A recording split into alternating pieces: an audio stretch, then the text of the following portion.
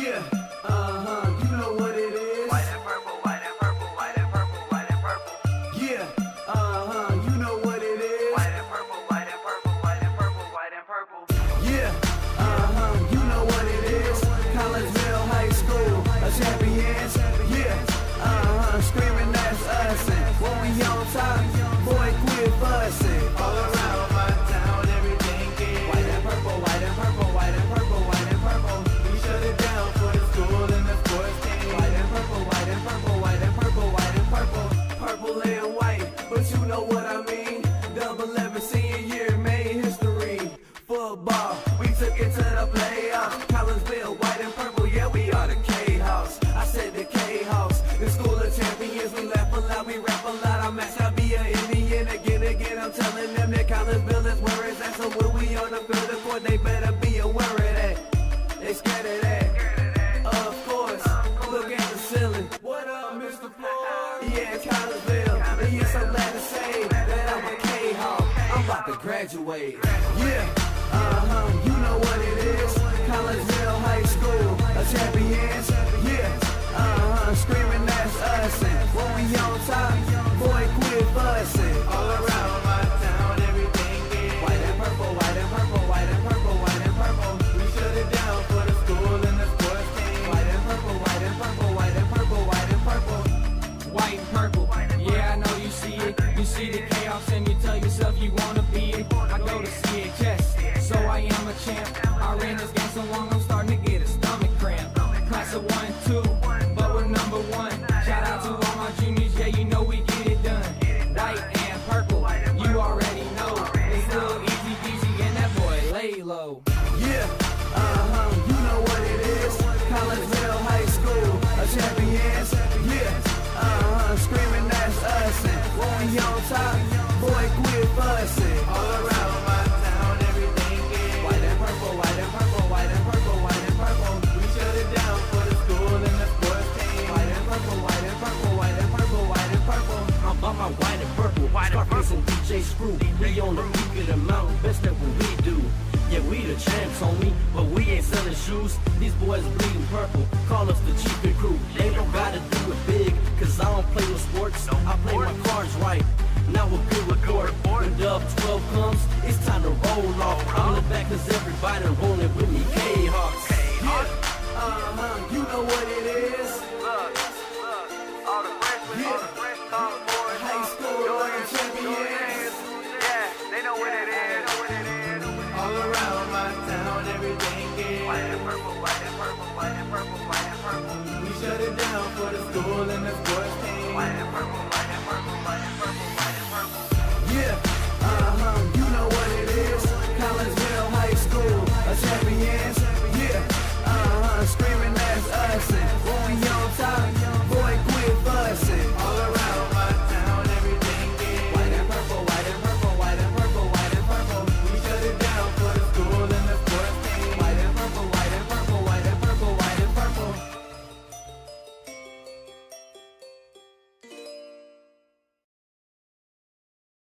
Yeah, very good afternoon to one and all, and welcome to Stan here at the Collinsville Sports Complex in Collinsville. We are here because we have a little Kahok softball action for you as your Collinsville Kahawks get ready to take on the Belleville West Maroons. My name is Todd.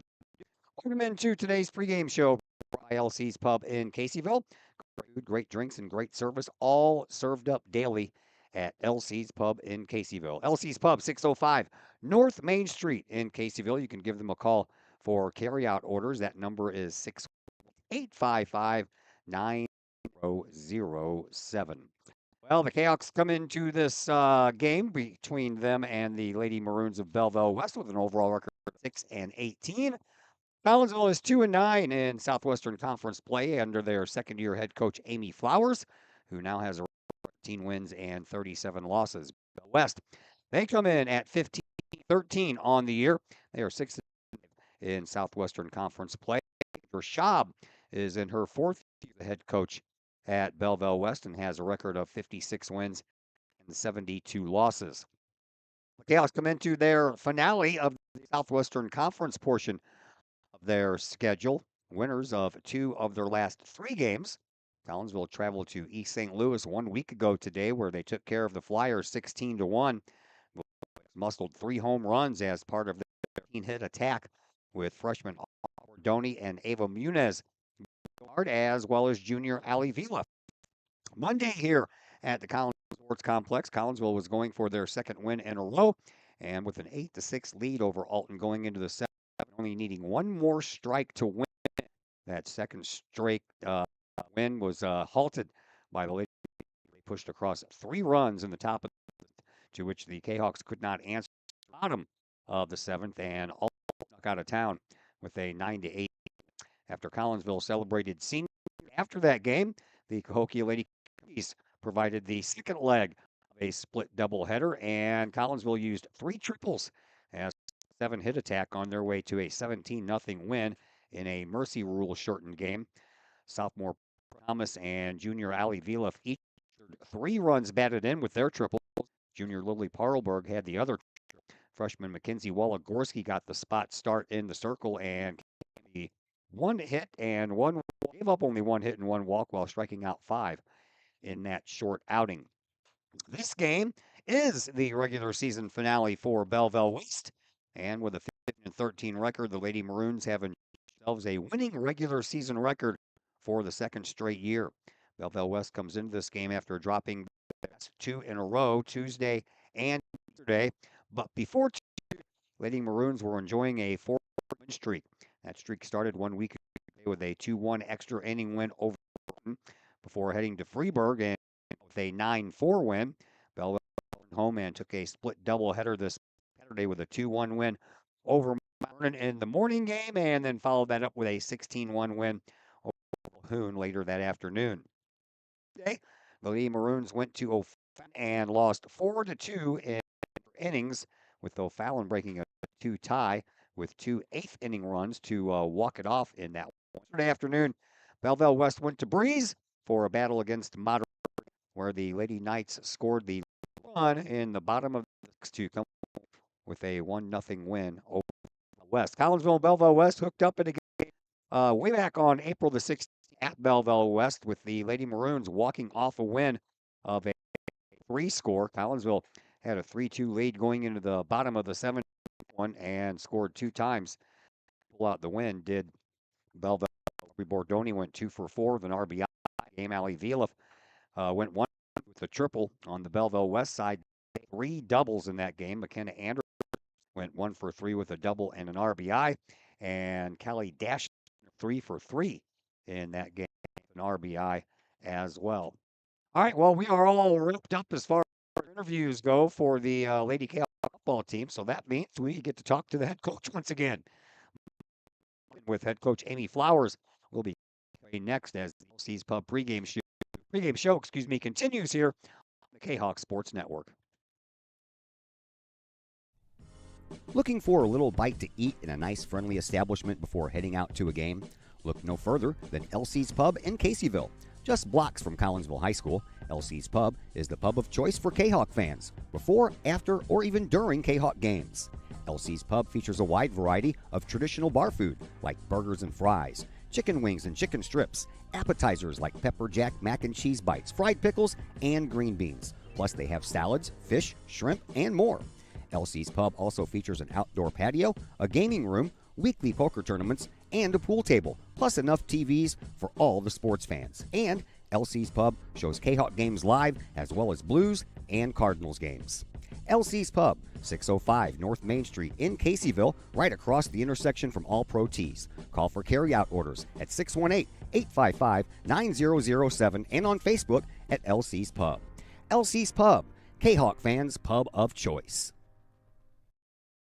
Your home is where you feel happy, safe, and secure. So if you see signs of foundation problems like cracks or uneven floors, worrying is natural, and getting it fixed is crucial. Woods Basement Systems understands. We've been solving foundation worries since 1986. Woods experts have the training and equipment to make permanent repairs. So stop worrying, because with Woods, it's fixed forever. Foundation problems don't get better with time, they get better with Woods, the all things basement-y experts. Call or go to woodsbasementsystems.com today. Todd Duke here, proud member of the Collinsville Educational Assistance Association. Whether you call us teachers' aides, paraprofessionals, or educational assistants, it all comes down to one thing: taking care of students. More importantly, your student. Yes, we are there for the teachers, and we help them in any way possible. But our goals are in line with our teachers, in that we want to see our students succeed at not only being a student, but well beyond that as we ready them for the world outside of the classroom. We are Union strong. We are Kahok strong. We strive to help students reach their potential. We are the Collinsville Educational Assistance Association. Go Kahawks! Probably the largest purchase you'll ever make. We have 5 agents on our team. We cover about an hour radius around St. Louis. We grew up here. We know every town like the back of our hands. Our job as realtors is helping someone find their dream home, whether it's a family or an individual. We just want to do everything that we can to keep the process as simple and as stress-free as possible for you. The Blaylock Group, the official realtors of the Kahok Sports Network and Kahok Athletics. Keep your ride shiny and clean with Extreme Details Vehicle Detailing in Collinsville. Owner Jay Merkel and his crew at Extreme Details believe in the value of community and in helping their community hold the value of their vehicles with a sharp-looking, clean ride that you and your community can be proud of. Extreme Details can handle any job, whether you drive a small car, an SUV, or even a bus or RV. No job is too big or too small at Extreme Details. Extreme Details offers scratch and oxidation removal, no matter what you drive: cars, trucks, motorcycles, boats, and more. Plus, Extreme Details can handle fleet vehicles for you and your company. Call Jay and the gang at Extreme Details at 618-977-1224. Check for periodic specials on the Extreme Details Facebook page. Put the shine in your ride with Extreme Details, 618-977-1224. First National Bank of Waterloo, with over 100 years serving the Metro East. Visit First National Bank of Waterloo at their Maryville and Collinsville locations, and now in Marissa, St. Laborie, and New Athens for all of your banking, mortgage, and lending needs with super low closing costs and low construction loan rates. When you need a loan, call the Collinsville team at First National Bank of Waterloo at 618-345-1121 or visit their Maryville or Collinsville locations or online at fnbwaterloo.bank. Visit First National Bank of Waterloo, member FDIC, equal housing lender. Looking for a little bite to eat in a nice, friendly establishment before heading out to a game? Look no further than LC's Pub in Caseyville. Just blocks from Collinsville High School, LC's Pub is the pub of choice for Kahawk fans, before, after, or even during Kahawk games. LC's Pub features a wide variety of traditional bar food like burgers and fries, chicken wings and chicken strips, appetizers like pepper jack mac and cheese bites, fried pickles, and green beans. Plus they have salads, fish, shrimp, and more. LC's Pub also features an outdoor patio, a gaming room, weekly poker tournaments, and a pool table, plus enough TVs for all the sports fans. And LC's Pub shows Kahawk games live as well as Blues and Cardinals games. LC's Pub, 605 North Main Street in Caseyville, right across the intersection from All Pro Tees. Call for carryout orders at 618-855-9007 and on Facebook at LC's Pub. LC's Pub, Kahawk fans' pub of choice.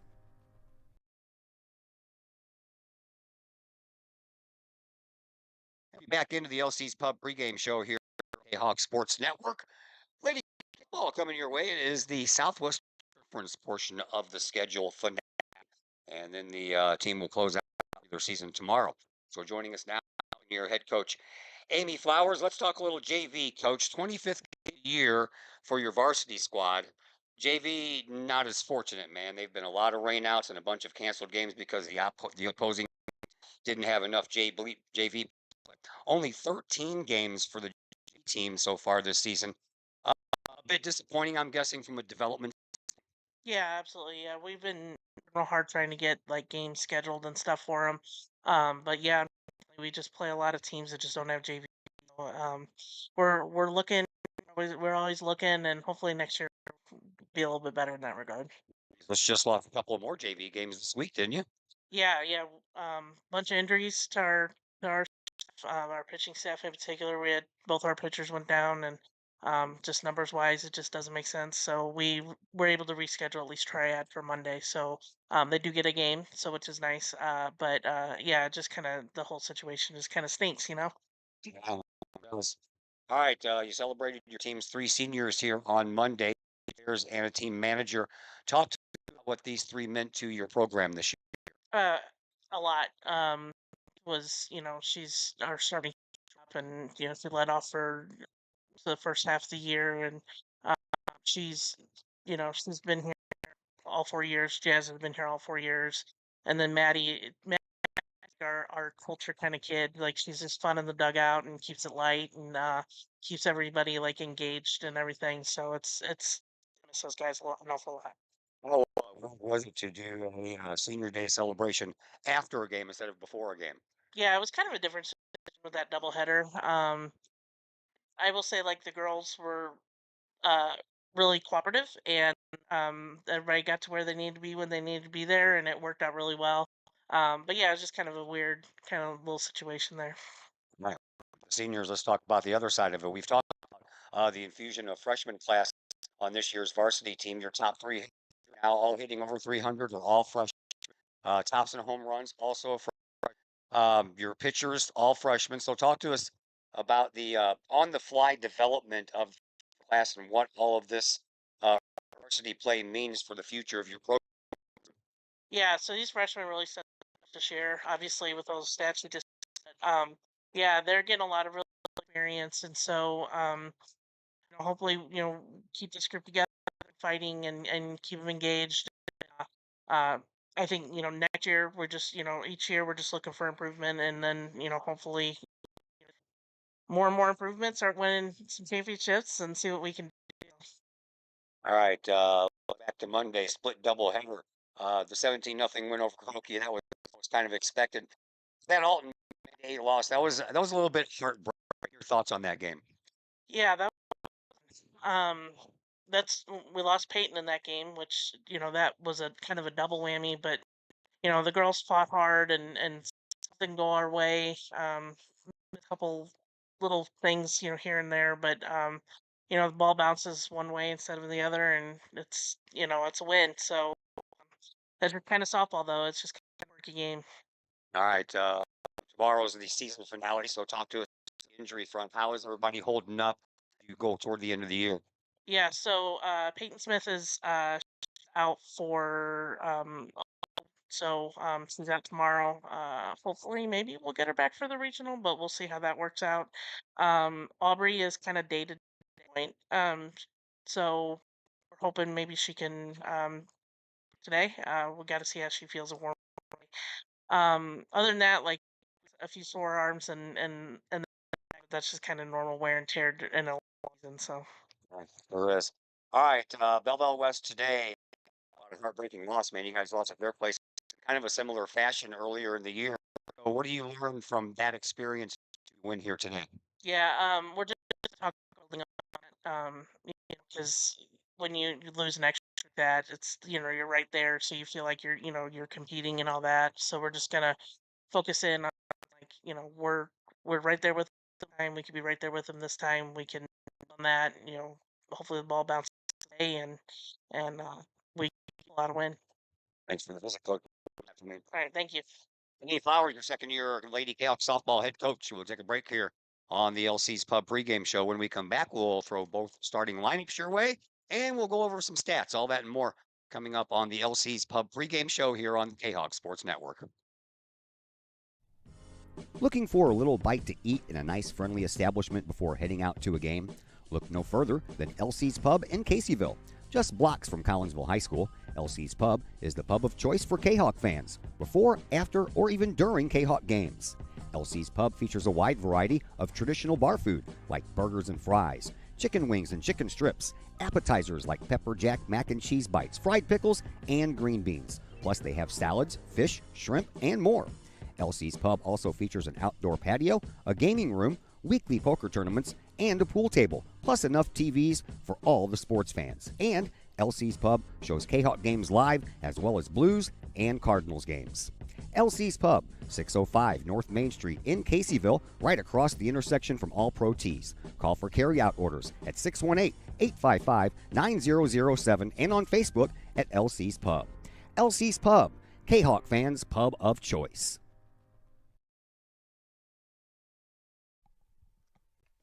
Mike's Automotive in Collinsville is a T3 certified tire dealer and so much more. Sure, Mike's Automotive has tires. They can also help with making sure your entire vehicle is road ready, from belts and hoses to preventative maintenance like oil changes and tire rotation. Plus a lot more than that. Mike's Automotive has 3 locations to choose from. Mike's Automotive in St. Louis and Millstadt, and Mike's Automotive in Collinsville at 1150 St. Louis Road, just blocks from the high school. Or call Mike's Automotive at 618-345-0611. Mike's Automotive in Collinsville. Lakeside Roofing in Collinsville. Let the professionals at Lakeside Roofing protect your most important investment, your home or business. Have the elements taken a toll on your roof system? Notice a leaking roof? Maybe it's time for a free roof inspection. Regular maintenance can extend the life of your roofing system by 10 years or more. Lakeside Roofing is your winning team for commercial and residential roofing systems. Lakeside All-Star professionals have installed, repaired, and maintained hundreds of roofs on both sides of the river. Call Lakeside Roofing today at 618-344-2800 in Collinsville or 314-241-5253 or online at lakesideroofing.com. Choose experience, choose Lakeside. Do you have a big land improvement project that requires some outside help? Call Petroff Trucking Company. The Petroff Companies have been shaping the metro area since 1975. Family owned and operated, Petroff Trucking Company can do the job and do it right. Hauling, excavating, and grading, they do that and more. Petroff Companies also has roll-off dumpster rentals. They also specialize in dirt and rock sales. Petroff Trucking Company can help you develop your land for your needs. Petroff Trucking Company. Check out their website, petrofftrucking.com, or give them a call, 618-797-6100. Petroff Trucking Company, shaping the metro area since 1975. Looking for a little bite to eat in a nice, friendly establishment before heading out to a game? Look no further than LC's Pub in Caseyville. Just blocks from Collinsville High School, LC's Pub is the pub of choice for Kahok fans, before, after, or even during Kahok games. LC's Pub features a wide variety of traditional bar food like burgers and fries, chicken wings and chicken strips, appetizers like pepper jack mac and cheese bites, fried pickles, and green beans. Plus they have salads, fish, shrimp, and more. LC's Pub also features an outdoor patio, a gaming room, weekly poker tournaments, and a pool table, plus enough TVs for all the sports fans. And LC's Pub shows Kahok games live as well as Blues and Cardinals games. LC's Pub, 605 North Main Street in Caseyville, right across the intersection from All Pro Tees. Call for carryout orders at 618-855-9007 and on Facebook at LC's Pub. LC's Pub, Kahok fans' pub of choice. Once again, we welcome you back here to the Collinsville Sports Complex. My name is Todd Duke. I promised you some lineups, and here they are. We will begin with Belleville West as they will bat first. In the top of the first, they'll lead things off with Elena Jenkins. She'll lead off and play right field. Batting second, playing catcher is Ella Weaver. Cara Kramer is batting in the number 3 spot, and she will be today's starting pitcher for Belleville West. Charlie Coppernoe is hitting in the cleanup spot and playing shortstop. McKenna Anderson holding down duties at the hot corner and batting 5th. Batting 6th is the left fielder Deja Jackson. Callie Dashner is playing center field and batting 7th. Aubrey Schautenbrand is the designated player today. She will be batting for the first baseman Molly Mertens, and the number 9 hitter for Belleville West is Sophia Niff. She will be playing second base for Collinsville when they get up in the bottom of the first. Ava Munez will lead things off playing center field. Ava DiMatrilius is behind the plate today. She'll be batting second. McKenna Trice is playing third base and batting third. Lily Parkelberg batting in the cleanup spot playing first. Aubrey Bordoni is the designated player today. Will be batting for today's pitcher Mackenzie Walagorski. Ali Vilef is batting 6th and playing right field. Audrey Lauenstein playing left field and batting 7th. Faith Fairchild playing shortstop and batting 8th. And Presley Thomas is batting 9th and playing second base. One more break coming your way, and then we will give you the information on today's starting pitchers. Well, we'll give you the information for the Collinsville starting pitcher, and then we'll do that same thing when the bottom of the first comes around and Collinsville is up to bat. So one more break coming your way, and when we come back, first pitch, that'll be heading your way in just mere moments here on the Kahok Sports Network. Just because we're adults doesn't mean we don't have toys, am I right? If your adult toys consist of boats, campers, or RVs, then you need to call the GASA storage team of professionals. Winter weather in the Midwest can be quite harsh, and finding a place to properly store those expensive toys for winter can be just as rough as a Midwest winter. That's where the GASA storage team comes in, with outdoor self-storage and covered storage for your toys. They even have tractor trailer parking. Conveniently located at Horseshoe Lake Road and 111 in Pontoon Beach. GASA Storage, for the safe storage of all of your toys. Contact the GASA Storage team, gasastorage@gmail.com, or call today, GASA Storage Team, 618-797-6100. Lottie's Cafe, Collinsville's hidden gem. Lottie's Cafe offers food, cocktails, and gaming in a great atmosphere highlighted by fast and friendly service. Lottie's Cafe also offers a unique menu that features soups and salads, sandwiches and paninis, pizza and flatbreads, appetizers and desserts, as well as breakfast. That's right, we said breakfast. Unique breakfast items such as a breakfast stromboli, a breakfast BLT, and breakfast burritos. Lottie's also offers creative cocktails, a wine bar, the coldest beer around, and a video gaming area for those 21 and older. And don't forget the Lottie's Cafe gift certificates. Lottie's Cafe, Collinsville's hidden gem. Check them out online at lottiescafe.com, on Facebook, or in person in the Strip next to the Walmart Neighborhood Market. Or call Lottie's Cafe at 618-223-8256. Lottie's Cafe, Collinsville's hidden gem. The Collinsville Area Community Foundation is our community's charitable foundation. We connect people, support programs, and guide resources to help our community thrive. Our board is made up of local leaders that donate their time and expertise to identify opportunities for long-term community impact in and around Collinsville. Find out more about scholarships, grants, and ways to give back to the city we love by visiting CollinsvilleFoundation.com.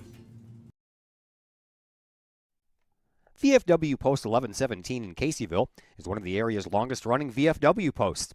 VFW Post 1117 in Caseyville is your place to meet and join other area veterans. Plus, VFW Post 1117 in Caseyville offers all kinds of activities to help our veterans, as well as engaging the public with fun, food, fellowship, and a great time for great causes. Blood drives, fundraisers, raffles, and a Queen of Hearts drawing every Wednesday night. Plus, VFW Post 1117 in Caseyville has event space for your parties, celebrations, and other get-togethers. For more information, check out the VFW Post 1117's Facebook page or call the Caseyville VFW at 618-344-9878. All Pro Tees in Caseyville is your place for custom apparel and has been for over 20 years now. Why? All Pro Tees can handle any size project, big or small, and they specialize in large group orders. At All Pro Tees, quality is number one on their list of priorities, as is evident by their excellent service staff. Did we mention All Pro Tees has over 20 years of experience? They can even help with fundraisers and event merchandising for your group. And of course, All Pro Tees is your destination for everything Collinsville Kahawks. So for all of your apparel needs, for civic groups, sports teams, business outings, or even a family reunion, your apparel needs stop at All Pro Tees. All Pro Tees in Caseyville at 2240 South Morrison Avenue. Online at allprotees.com. Right across the street from Kahawk Stadium. All Pro Tees, 618-344-2200. And we welcome you back here to Stan Schaefer Field in Collinsville at the old Collinsville Sports Complex. My name is Todd Duke. I promised you some numbers for today's pitchers, and that will begin with Mackenzie Wolodarski, who will be out on the mound, making her second start of the year in the world of varsity softball. She got her first one the other day against Kahok, so she is officially 1-0 on the year, making her third appearance. She has pitched 4 and 2/3 of an inning, has a 3.23 earned run average, and she has struck out 6 while walking 4 in her couple of starts and third appearance of the year. And here is the defense behind young Miss Waligorski. Audrey Lounstein is in left field. Ava Munez is in center field. Ali Viluff is in right field. McKenna Trice over at third base. Faith Fairchild at shortstop. Presley Thomas at second base. Lily Parlberg at first base. And we told you about Mackenzie Waligorski in the circle. Ava Dimitrilius will be behind the plate doing the catching here today as we welcome in our friend on the other microphone, the one and only Mr. Chris Kettler. How are you, sir? Oh, I'm doing fine. Thanks for having me once again. Looking forward to taking in some softball. It's been a while since I've seen the softball team play myself, between other duties I've had and storms and tornadoes and everything like that. Haven't gotten to see them play in a while. Yeah, it has been a while. All right, you got to listen to the coach's comments. Thoughts? It's just been a unfortunate time here to get your pitchers injured. I thought, but trying to stay positive and get going here today. See what this freshman pitcher has. For a tough assignment here. This is definitely a higher level than Cahokia the other day. So she's gonna learn today, and then also it's at the beginning of the conversation, you're talking about the JV team and just trying to get them games, and that's where you build the team. And just unfortunate that you can't get too many of those JV games in between rain and other teams not having JV. Yeah, there's a first pitch strike.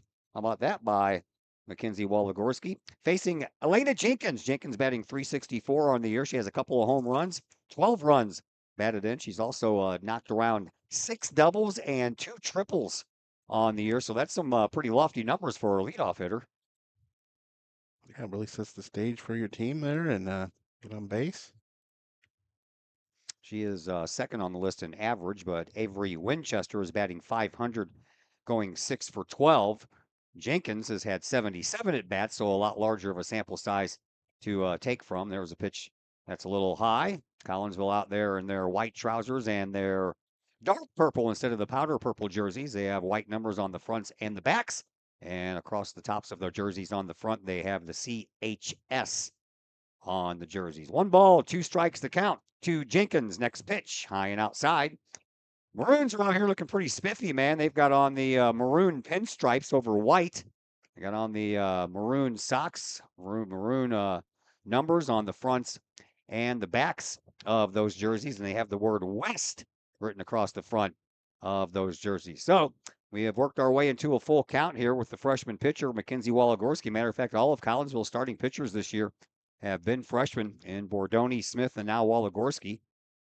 Smith is still here in a sling. Bordoni, she will bat today, but not pitch. There's a swing and a high pop fly. Faith Fairchild calls for it at shortstop, and she makes the catch for 1 out. Way to get a pitch there to get her to pop out. Battled back out down 0-2. Yeah, that was a pretty nice job. All right, so there's 1 away, and that will bring up Ella Weaver. Weaver on the year batting .345, 15 runs batted in. 8 doubles, but that's it as far as the power numbers go. No triples, no home runs.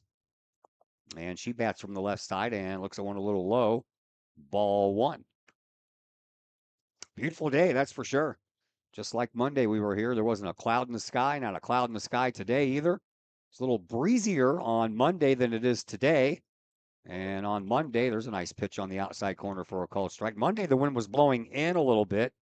Today, it's blowing kind of out, more from home plate down the first baseline than straight out, but it's not much of a breeze at all. So I don't think you're going to have to take that into consideration when you're looking at as far as wind being able to carry the ball around. There's a base hit by Weaver. We have our first base runner and our first hit of the game. Pitcher number 29. And that'll bring up the pitcher. That would be Cara Kramer. Kramer on the year at the plate is batting .348. 1 home run, 16 runs batted in, 7 doubles. And we have a courtesy runner, Avery Winchester. I just mentioned her leading the team with that .500 batting average. She is out there at first base as a courtesy runner. She has stolen 4 bases this year and has been caught 0 times. And she almost wanted to go. As a team, Belleville West has stolen 31 bases and been caught stealing 10 times. Dimitrilius did fire that down there to first base. Made her slide back into the bag there. Yeah, they were practicing that a little bit earlier. Dimitrilius got the catching assignment in the Cahokia game. after Trice caught in the Alton game on that Monday, and that's a swing, and that's off of the catcher's glove. So that'll be a passed ball that'll send Weaver down to second base. So she does not have to steal. 1 ball, 1 strike to count, though, to Kramer. Charlie Coppernoll waiting on deck. 1 away. Top of the first. There's a pitch that's outside. Ball 2, 2-1. Bright sunshine. Have some rain moving in tomorrow morning. Chance for some more showers on Saturday. Supposed to be 90 to 92 on Sunday. Heat's going to come in for at least a couple of days. That one's inside. And then we have, unfortunately, more rain in the forecast Monday and Tuesday. And Tuesday, we have playoffs getting underway. The softball team will be at Belleville East Tuesday afternoon at 4:30 to take on the host Lancers. And then the Lady Kahok soccer team, they're at home to open up their playoffs. And that's also against Belleville East. I will have the soccer game for you. Since I can't be 2 places at once, our friend Steven Stock, who does the same thing that I do at Belleville East, he'll have that softball game if we do indeed get all these things in. Swinging right to Faith Fairchild, throw over to first base. And out number 2, Fairchild did a nice job looking back the courtesy runner. Winchester made sure she didn't go anywhere. Way to be in the right position. Saw that into her glove. Chase the runner back to second. Made the throw.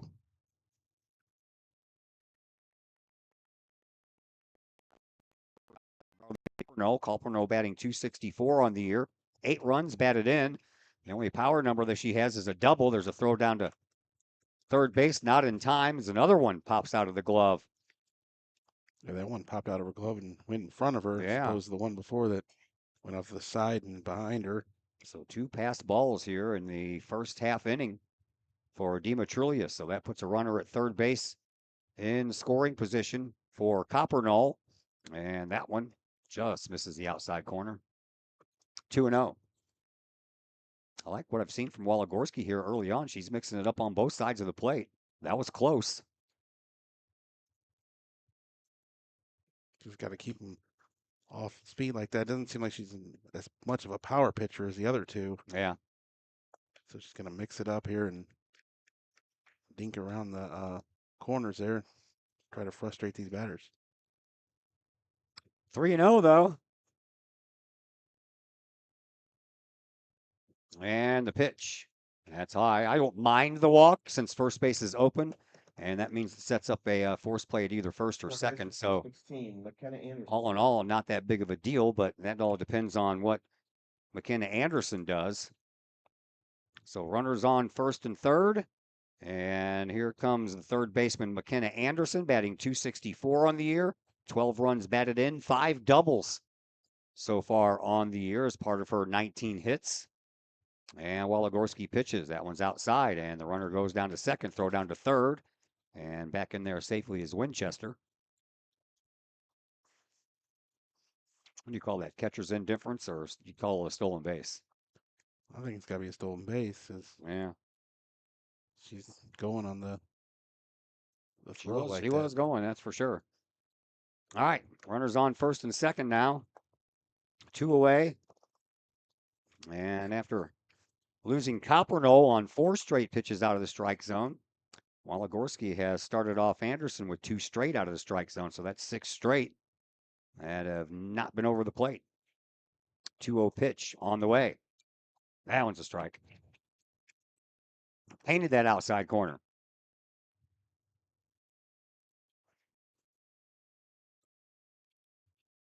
Runners on first and second, 2 away. Trying to get out of this inning with no runs across. Here's a pitch, swing and a miss. Nice pitch there. There you go. Keep that one on the outside there. Get her chasing that one. Yeah, after the umpire called that strike 1 on the outside corner, she had to protect, and she probably swung at a ball, but that's exactly what a pitcher's supposed to do. Next pitch, that one's a little bit too far outside. Nice job by Demetrius to leave her position and snag that one. So full count. Force play now only at first base after the stolen base by Coppernoll. Waligorski would like to get the strikeout here, or at least a nice little grounder on the infield. Swing and a miss. She did get the strikeout. Nicely done there by the freshman pitcher. Mackenzie Waligorski, and that will end the first half of the first inning. And Collinsville will come up to the plate when we come back from a timeout here on the Kahok Sports Network. Collinsville High School alumni Stacy Lauenstein, CHS class of 91, Lisa Bassetto, Sarah Sulke, and Tracy Limp, CHS class of 94, Tony Geisen, CHS class of 96, and Kevin Robinson, CHS class of 99, want to wish all of our Kahawks a great year. We look forward to cheering you on and supporting you. Work hard on the court and the field, as well as in the classroom. Remember, once a Kahawk, always a Kahawk. Hashtag Kahawk Family. The Collinsville Education Association is a proud supporter of KahawkSports.com and the Kahawk Sports Network. The CEA is your partner as they work to ensure quality education for our children. The CEA advocates excellence and equity in public education and represent over 400 educators in 11 schools in both Madison and St. Clair counties. For more information, you can visit the Collinsville Education Association's Facebook page or the CEA's website at collinsvillecea.org.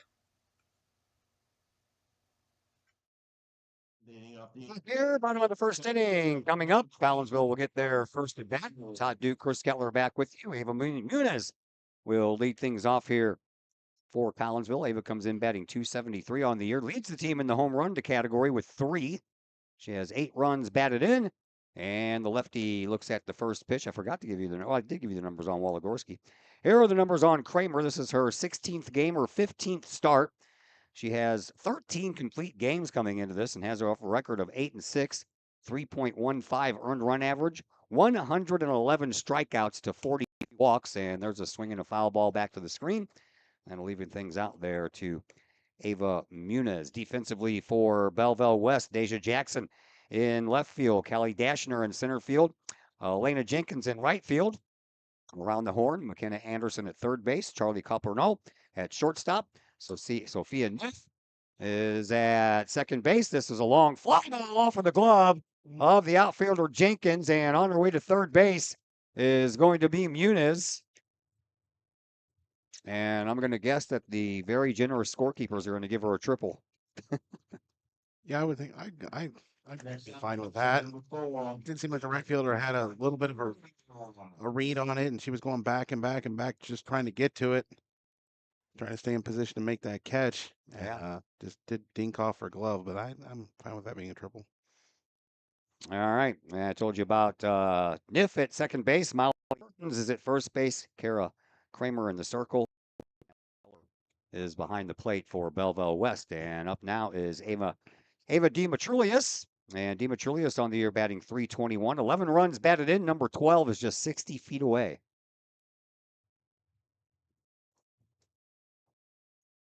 Kramer ready. And a swing and a miss. That was a little high and tight.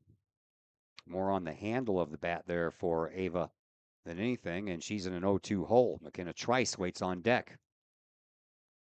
Trice getting a rare start at third base today. Pitch. That one's a little low.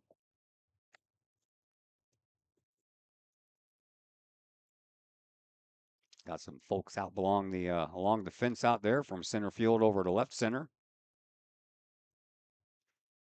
I understand the appeal, but that just seems like a awfully long way away. Pop fly, foul ball. That one is going to be about a foot over the fence, right next to the Maroons dugout. You know, it's not like there's not room in the bleachers down the lines. You don't have to pay to get in, so. Sometimes that's what people do. Yeah. Stay on the outfield. Don't want to pay to get in, but Yep. Demetrius takes another pitch high and outside. That'll even the count at 2-2. So she went from 0-2 to 2-2. Muniz at third base after a leadoff triple. And the pitch, swing and a miss, and Demetrius is down on strikes. Bottom dropped out of that one. Nobody else swings at that one. Yeah. Here comes McKenna Trice. See if she can chase home Ava Muniz from third base. Trice on the year batting .313. She has 1 home run, a triple, 4 doubles, and 14 runs batted in. Cardinals just tied it in the ninth. Yeah, I saw that they were down 4-3. I think got the second, and Jordan Walker have home run. I was listening to that game in the car while I was waiting for everybody to show up here. Sacramento, California against the Athletics. Swinging a pop fly. This one might stay in the park and right next to the bag, the first base. Molly Mertens hauls it in. That's the first baseman. Didn't go very far at all. No, it's a couple steps to her left. Didn't even get all the way to where Brandon Henson's standing. Yeah. So 2 outs now, and the leadoff triple. Muniz is still down there, so it's up to Lily Parlberg to bring her home. Parlberg batting .200 on the year with a home run, 5 runs batted in, and a first pitch strike from Kara Kramer. Oh, took the lead. Nice. Trying to take 2 out of 3. I still want to call them the Oakland A's. It's hard not to. 1 ball, 1 strike to count to Parlberg. Need a base hit. And the pitch is up high, or a wild pitch, or a pass ball. Yeah, One of those 3 things will work. Leadoff triple here, and haven't found a way to get her in yet here. 2 down. Yeah. 2-1 the count to Parlberg. Here's the pitch. That one's up high. 3-1.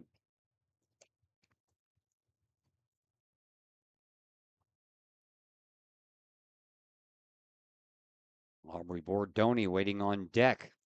It's up to Parlberg whether she makes it now or leads off the next inning. That one's on the inside, and that's a walk. And Parlberg will take her place at first base. So just like Waligorski, Kramer has issued a walk and a strikeout here in this inning. And Collinsville has runners on first and third. Here is Aubrey Bordoni batting .283 on the year. Couple of home runs, 11 runs batted in. Matter of fact, she's got 2s all over the place. 2 doubles, 2 triples, 2 home runs, and she swings and misses at the first offering. Bordoni playing, but not in the field. She's been in a walking boot at Yeah. school, and she arrived here to the stadium that way, but she's good to go. Got some kind of brace on to be able to bat. That one's outside, and it was probably the slowest stolen base I've ever seen in my life. Looked like Parlberg was skipping down there. Henson must have told her, I don't think this catcher's even going to look at you. Just get down there and... Yeah. Take your time. I'm sure he didn't say take your time, but that's what she did. 1 ball, 2 strikes to count to Bordoni. Allie Viloff waiting on keep alive and get her up to the plate. That one's inside. 2-2. 2 outs, 2 runners on. Deuces are wild all over the place.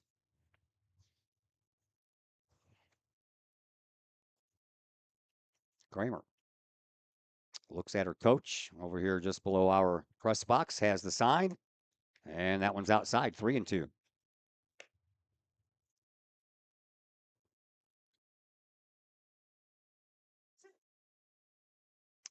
Center fielder Dashner playing very shallow, man. I tell you, if our Bordoni can get a hold of one and send it over her head, everybody will score.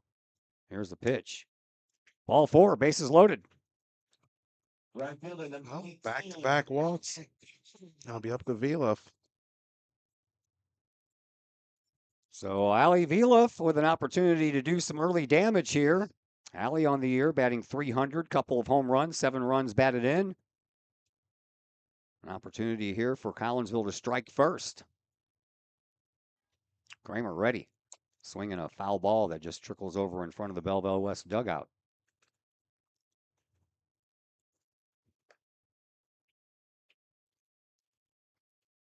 Could have swore I clicked on that second base thing. There we go.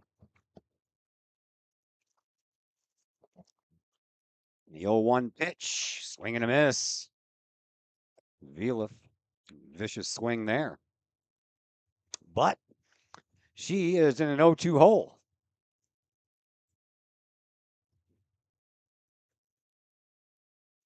Kramer ready with the next.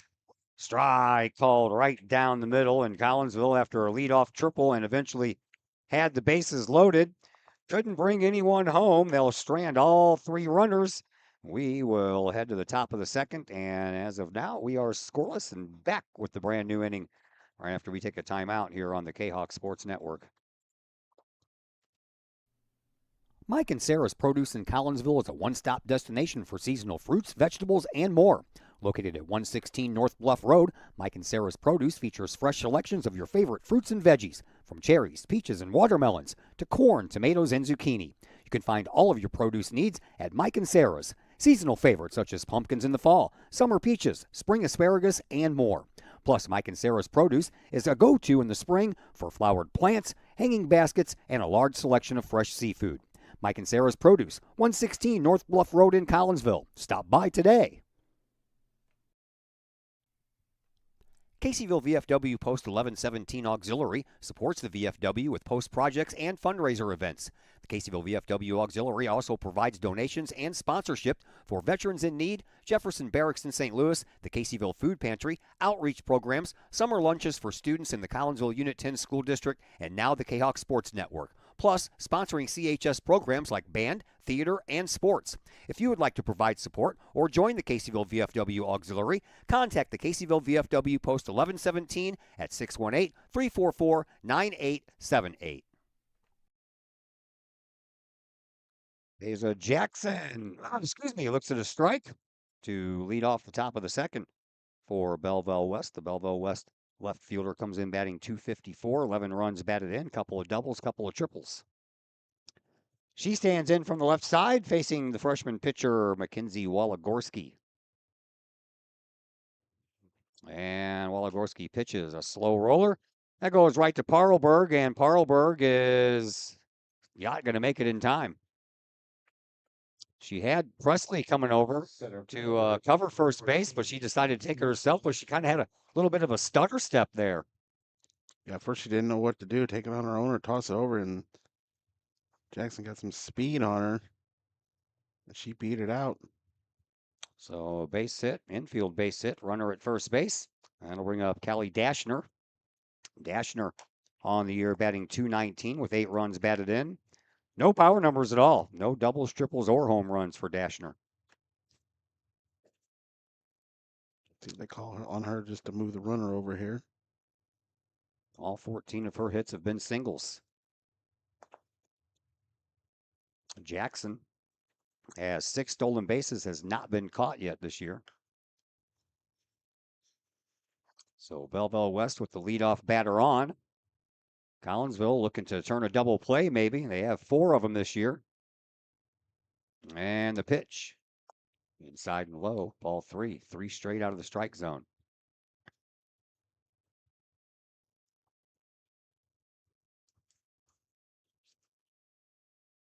Kahok baseball team playing at Edwardsville this afternoon.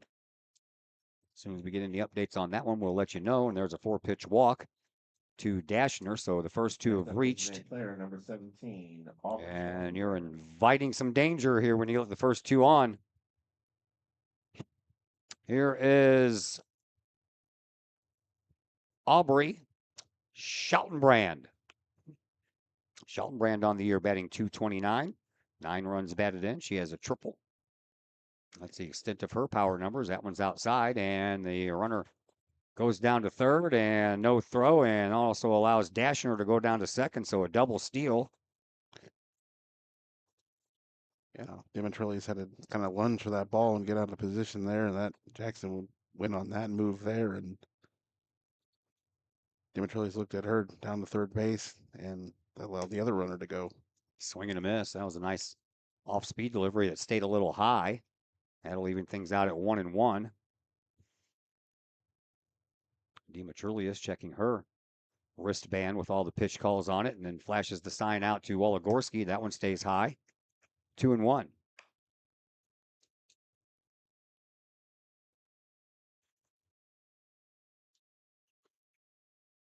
.74 degrees at game time. Beautiful day.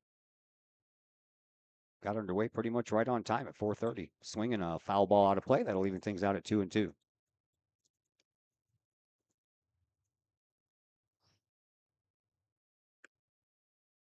Jackson on at third, Dashner on at second, no one out.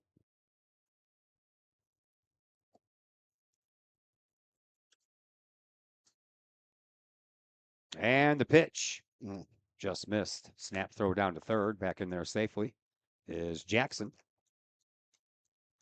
Want to put her away here. You don't want to walk. No, you do not. Like to for not put the ball in play either. Try to get this strikeout. Full count.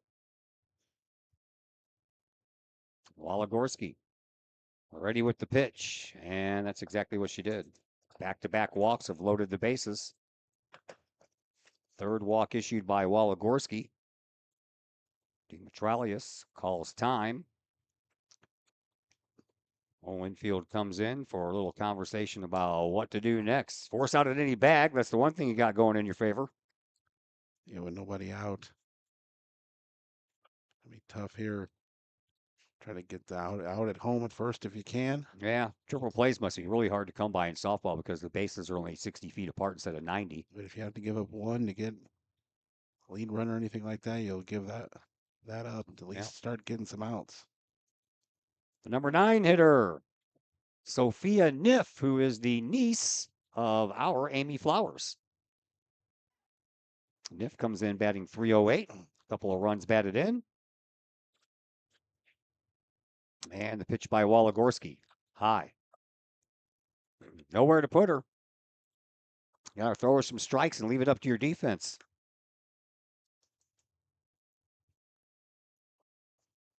Waligorski, the younger sister of Kahok volleyball senior Colin Waligorski. Here's the pitch by McKenzie. That one skips in front of the plate, about 2 feet in front of the plate. 2-0.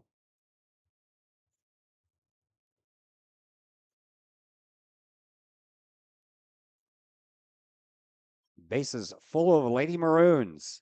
Nobody out. Top of the second.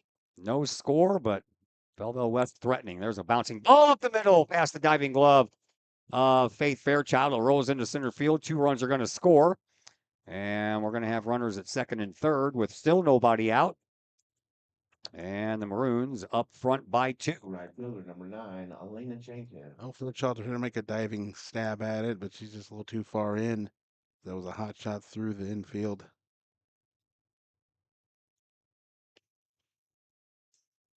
Gets the Maroons on the board here first. Yeah. And they do. Back to the top of the order, and Elena Jenkins. Jenkins popped up to Faith Fairchild at shortstop in her first at bat. Need a out. There's a strike.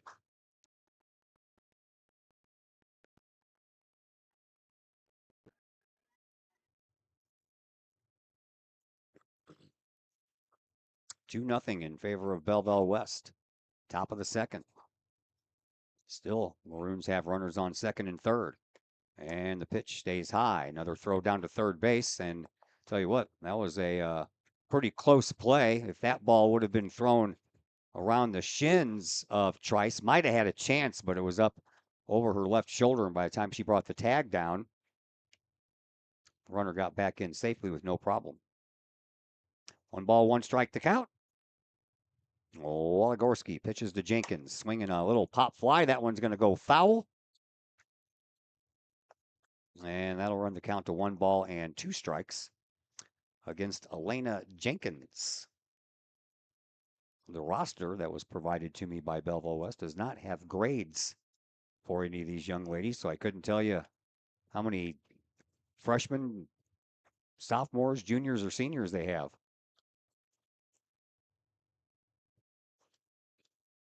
One ball, 2 strikes. Next pitch, swinging another foul ball. This one gets out of play. Watch out over there, folks. Yeah, they had to really dive down to avoid that one. I know. 3 ladies over there. One of them had to step down to the second row, and the other one kind of leaned back behind one of the other ones, using her as a blocker. Here's another 1-2 pitch, swinging a high fly ball out to left field. And Lowenstein makes the catch. The throw comes home, and double play by the Kahawks. The first throw went into Trice, and that's what She decided to go on to, didn't tag up at first. Catcher number 4, Ella Weaver. Not good base running there by West, and Cows get 2 outs. Yeah, 7-5-2 on the put out there. And boy, oh boy, did Collinsville need that. 2 away. Runner on at third. That's how you know you got a catcher else there, third base. She knows Yeah. she still might have a chance to get her. Another snap throw down there by Demetrius. And that one was low enough to get her, just took a little too long to get down there.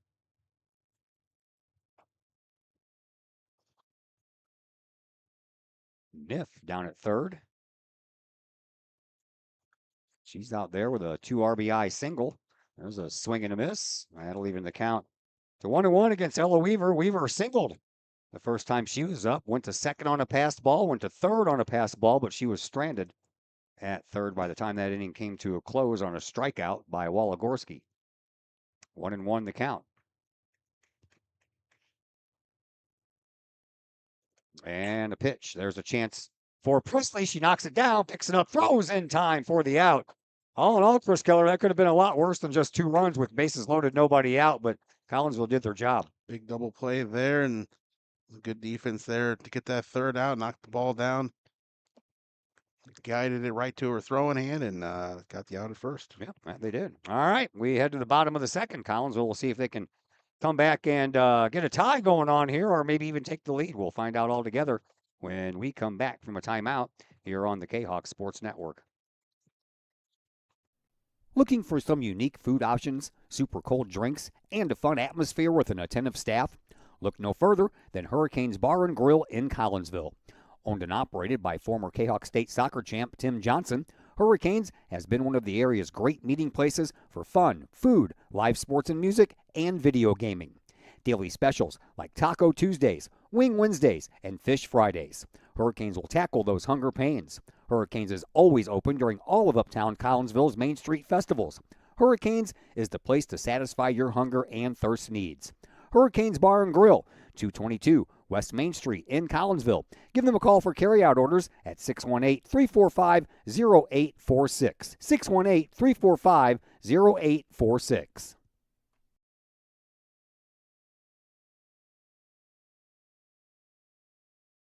Back here at the Collinsville Sports Complex, Todd Duke and Chris Kettler with you. Bottom of the second, 2-0 in favor of Belleville West. After bases loaded, nobody out, man. I'm still very happy that the only thing they scored was 2 runs. Yeah, made the catch out there and left, and then some good defense in the infield there.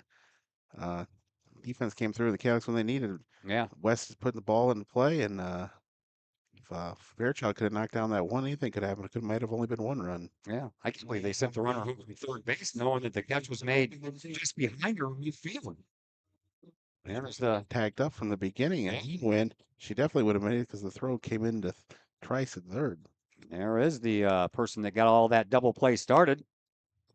Audrey Lauenstein batting .233 on the year with 3 runs batted in, a triple and 4 doubles for the young freshman this year who bats from the left side.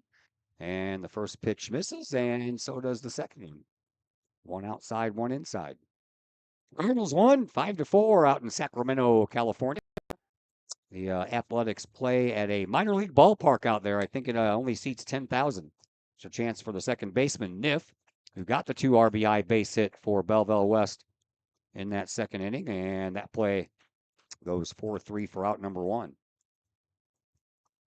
Shortstop number 6. I was listening to the guys on the radio that were doing the game today. They said it's a beautiful stadium, just small. Yeah, it's a great stadium for AAA. Just Yeah. Not major leagues, and he used to play out there this season, next season, and make the way to Vegas. Head to Vegas.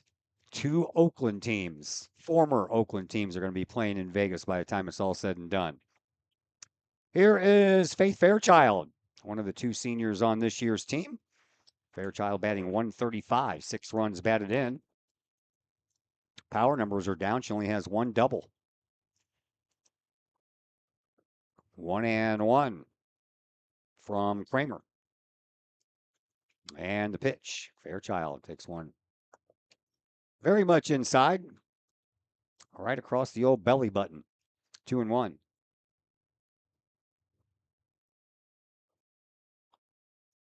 Kramer pitches, swing and a miss. 2-2. So with a pretty good pitch there. Number 9 hitter in the order, Presley Thomas, waits on deck.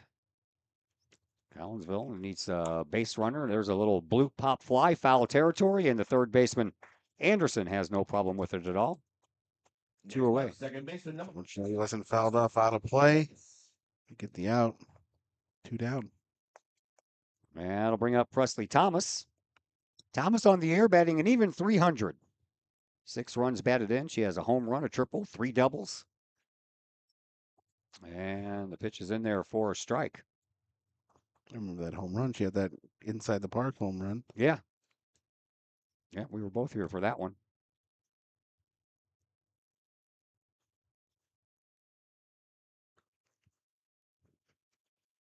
Oh, 1 pitch on the way.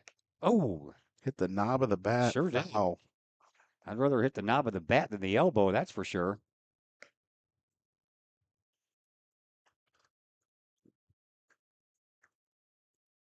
Lost Peyton Smith. She got hit in the forearm by a pitch. She's going to be out for at least a week, Coach Flower says. 0-2 pitch to Thomas. Oh, just missed the outside corner.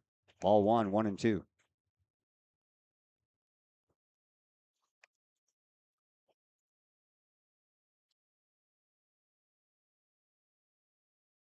Next delivery to Thomas. Swing and a miss, and down on strikes. A 1-2-3 inning for Kara Kramer and the Belleville West Lady Maroons. So we head to the top of the third now, and Belleville West still on top, 2-0, as they take their third at bat, and we will tell you all about it when we come back from a timeout here on the Kahok Sports Network. All Fluffed Up Grooming Salon in Caseyville is your go-to place to get that pampered treatment for your fur baby. All Fluffed Up offers one-on-one grooming sessions by skilled and professional groomers, focusing on a stress-free and fear-free experience for both pup and pup parent. Owned and operated by former Kahok Jenny Eves, All Fluffed Up in Caseyville offers nail trimming, ear cleanings, bathing, and fur trimming, as well as full cuts. All Fluffed Up Grooming Salon in Caseyville, 16 East Reynolds Street. Call Jenny Eves for an appointment at 618-855-8533. Mobile grooming coming soon. That's All Fluffed Up in Caseyville, 618-855-8533. Looking for something to get your student involved in? Maybe joining the Collinsville Kahok Trap Team is that something. Created in 2017, the Collinsville Kahok Trap Team has joined a long line of area schools in one of the fastest growing and safest sports in the country. Trap shooting is a fun, team-oriented outdoor sport that offers friendship, competition, and teamwork, all in a safe and fun environment that encourages students to be part of a team in which they will learn valuable skills and are encouraged to engage in community involvement through volunteering and mentoring.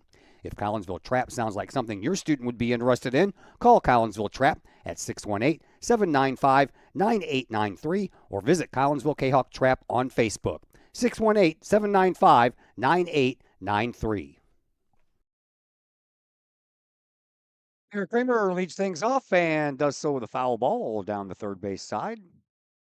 So we'll do it all over again. Todd Duke, Chris Kettler back with you. Kramer on the year, batting .348 with 1 home run and 16 runs batted in. She's the number 3 batter in the order, and she grounded out to Faith Fairchild in her first at bat back in the first inning. And the pitch from Waligorski, and a swing and a high fly ball. On the move is Ali Vila, but that's going to go over her head and land up against the base of the wall, and that'll be a stand-up double for Kramer to lead off the third inning, second inning in a row that the leadoff batter has made it on base for Belleville West. Not much farther than that one would have been gone. It went all the way to the base of the fence there, and that's definitely a drive for Kramer, and she'll get to grab her seat and get ready to come back out to pitch as they'll run for her. Addison Colbert comes out to be the courtesy runner. And that'll bring up Charlie Uppernol, who walked, stole second, and then was stranded. There's a high pop fly, and Muniz is all over it. She doesn't have to move very far to haul that one in. And tagging up is going to be Colbert, and now the ball gets away, and Belleville West will score another run. It's gonna knock the ball down. Baseman number 16, McKenna Anderson. Went ahead and tagged up and made the run to third and made the Canucks throw it in there and couldn't handle the throw in. And who was that throw from? Was that Viliff or was that Fairchild that cut it off? They were both diving for it there, and I guess you'd say Fairchild. At any rate, Belleville West gets another run home. And a swing and a base hit. Off of the bat. Yeah, sure would have. Mackenzie Anderson picks up the 5th base hit of the afternoon for Belleville West. Number 3, Elijah Jackson. They haven't even got to my scores up here or the outs or anything, or they're up there just swinging away. So 1 out, 3-0. Runner on at first base. And here is Mackenzie Anderson. Anderson in her first time up struck out. Or excuse me, this is Deja Jackson who singled and scored.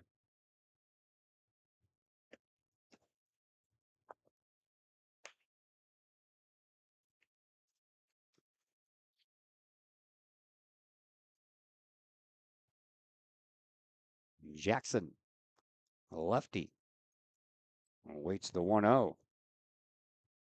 Anderson has stolen 3 bases. She's on down at first, has not been caught yet this year. Swing and a miss by Jackson. 1 away. Belleville West scoring 2 runs in the top of the 2nd. They've already added another one here in the top of the 3rd.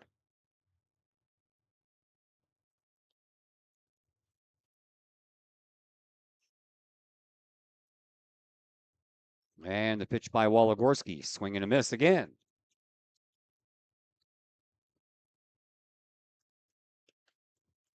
Deja Jackson, the left fielder. Singled to start off that 2nd inning. Eventually, the first 3 batters made it on. They had the bases loaded. Only scored 2. There's a swing and a ball back here. Would have went right over my head. Luckily, I've got protection. Last 2 pitches, she can't seem to lay off on them outside pitches. She's diving forward in the box there, trying to get at those. 1 ball, 2 strikes to count. Runner on at first. 1 out. 3-0 in favor of Belleville West. There's a high pitch, and this time Jackson lays off. Callie Dashner waits on deck. Collinsville would like a double play. They picked up their 5th double play of the year in that. Collinsville. Waligorski pitches in the dirt.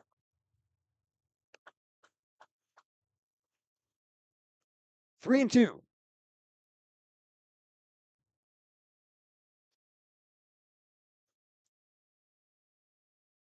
Waligorski checks the pitch count card on her wrist and brings home another, and that one's in the dirt as well.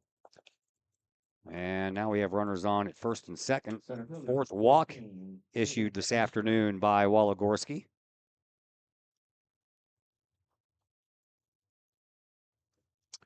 Force out on any base. You heard that coming from Amy Flowers down there in the dugout. Here is Dashner. Dashner walked and scored in that 2-run 2nd inning. And the pitch. That one's just inside and low. Ball 1. See, the runners will look to move up. They went a few steps that time and treated back. Dashner walked on 4 straight pitches in her previous at bat.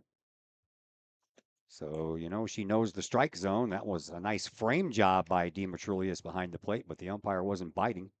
2-0. 5 straight balls that runners aren't looking to move yet and get themselves out. See if they can't coax the walk here. 2-0 the count. And the pitch to Dashner. Strike called on the inside corner.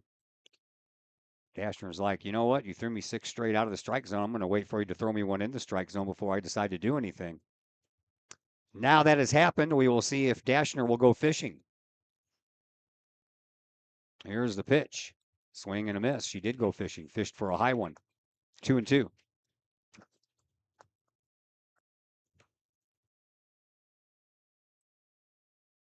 3-2. 2-2. Umpire just put up 3-2 signal. 2-2. There he goes. I think he's looking at the scoreboard.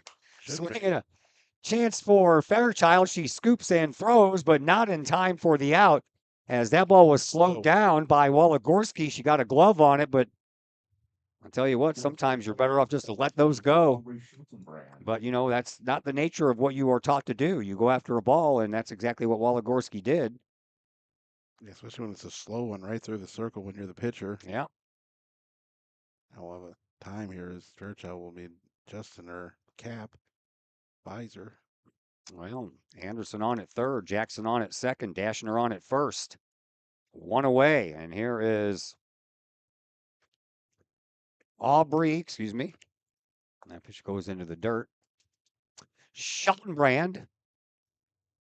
I didn't do a very good job of writing it down on my list, so I'm having a hard time remembering it. So I just highlighted it over here on my roster so I can give it an easy look. Schottenbrand, she walked and was out on that double play after Lowenstein caught the ball in left field. 7-5-2. There's Trice, and it goes right between the wickets. And then she gets bowled over. Jackson will get to come in and score because she was interfered with. Yeah. The umpires are going to talk about it, but I don't know if they're going to do that or not because, Trice was trying to play the ball, so she was already crouched down there at third base, and she was ran into by Deja Jackson. Anderson comes home to score, and it's 4-0.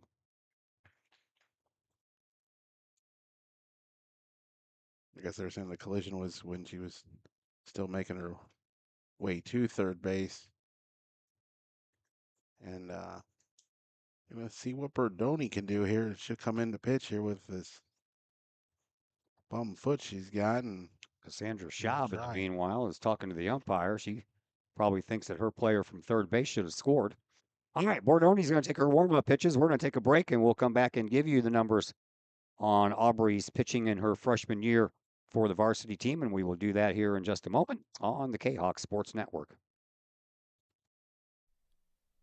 The choices you make to celebrate the life of your loved one should be as special as the person they represent. That's why you will always find the staff at Her Funeral Home in Collinsville ready to go the extra mile to meet the needs of you and your family during those times. For over 100 years, Her Funeral Home has been there for Collinsville and the surrounding communities. Of the many arrangements made after losing a loved one, the first is the selection of a funeral home. The staff at Her Funeral Home in Collinsville can help with that planning. Call Her Funeral Home in Collinsville at 618-344-0187. Her Funeral Home, serving Collinsville families for over 100 years. 618-344-0187.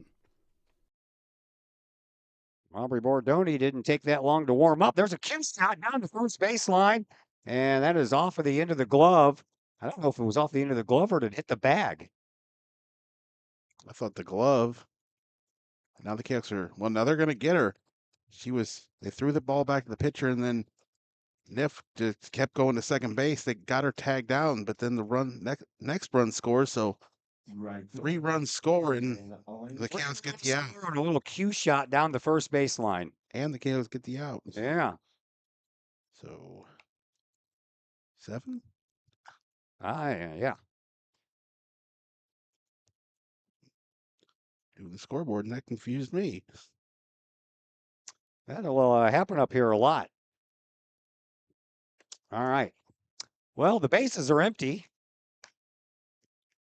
But unfortunately, all 3 of those base runners that were on base came home to score. 7-0 in favor of Belleville West. 2 outs in the inning now. Back to the top of the order, and Elena Jenkins.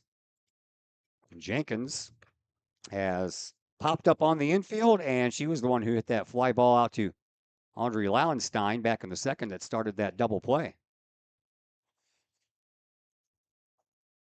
And the pitch, swinging a high fly ball, that's going to go out of play.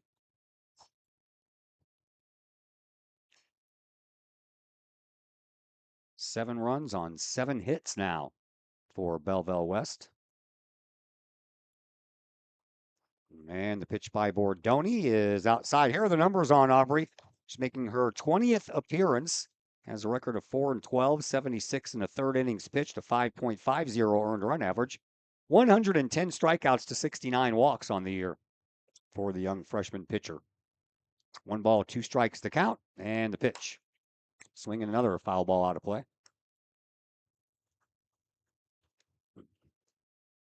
Wasn't expecting her to pitch. She's been in that boot. Yeah, I know. But unfortunately, there have been 2 costly errors here in this inning. Pitch and another fly ball. This one's going to get out of play as well. So Jenkins up there battling. now we got to get some balls back here. They've all been fouled off. Yeah, there's been a lot of them fouled off just at this at bat. And all of them out of play.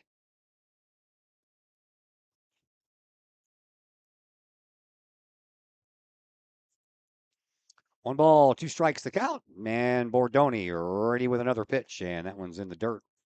Down by the feet of Jenkins. Jenkins, the 8th Lady Maroon to bat here in this inning. Ella Weaver waits on deck. Collinsville would like to go ahead and pull the trigger on this last out. Let's see if Bordoni can pick up strikeout number 111 on the year. Swinging a little pop fly and on the move and making the catch is Ali Vila. So the inning finally comes to a close, but not before 5 more runs come across the plate. And Collinsville now has their work cut out for them as we head to the bottom half of the third inning.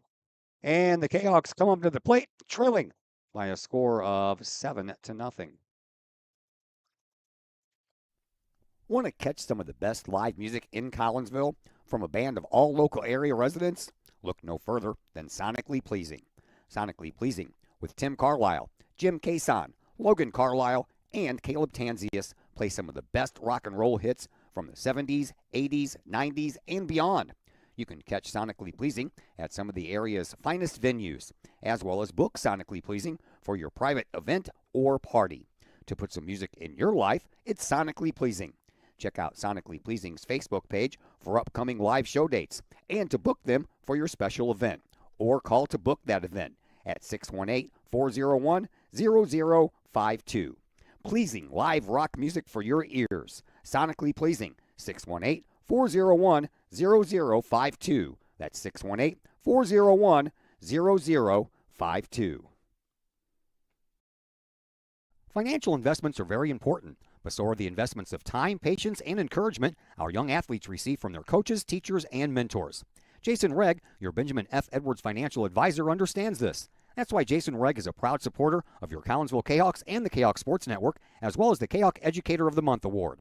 For all of your investment needs, see financial advisor and investment vice president Jason Regg at the Benjamin F. Edwards office in Collinsville, located at 1008 Vandalia Street, or call Jason Regg at 618-223-5215 or visit benjaminfedwards.com. Benjamin F. Edwards, member SIPC.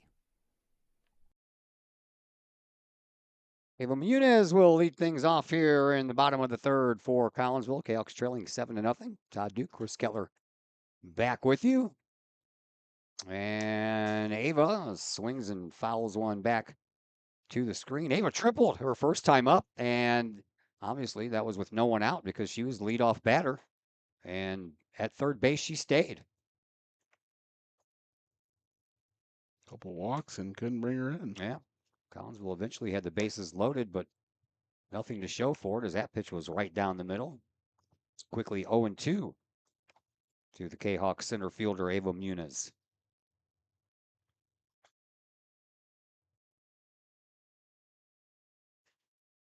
Kramer is ready with the next, and there it is, right past Kramer into the center field for a base hit.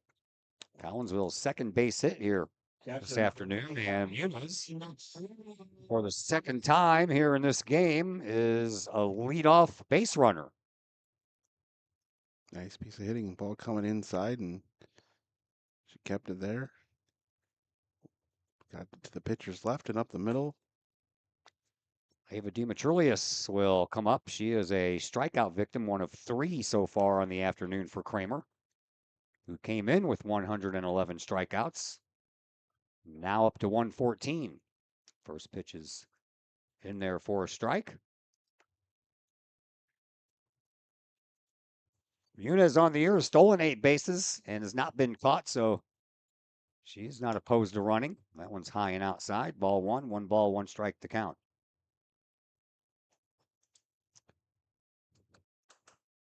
Already a single and a triple. She's halfway to a cycle, right? Oh, yeah. There you go. Yeah. Triple is the hardest one to get, so. Keep watching out for that the next couple times she comes up. Yeah. That was a little outside. Ball 2, 2-1. See if she's going to look to run here on this one.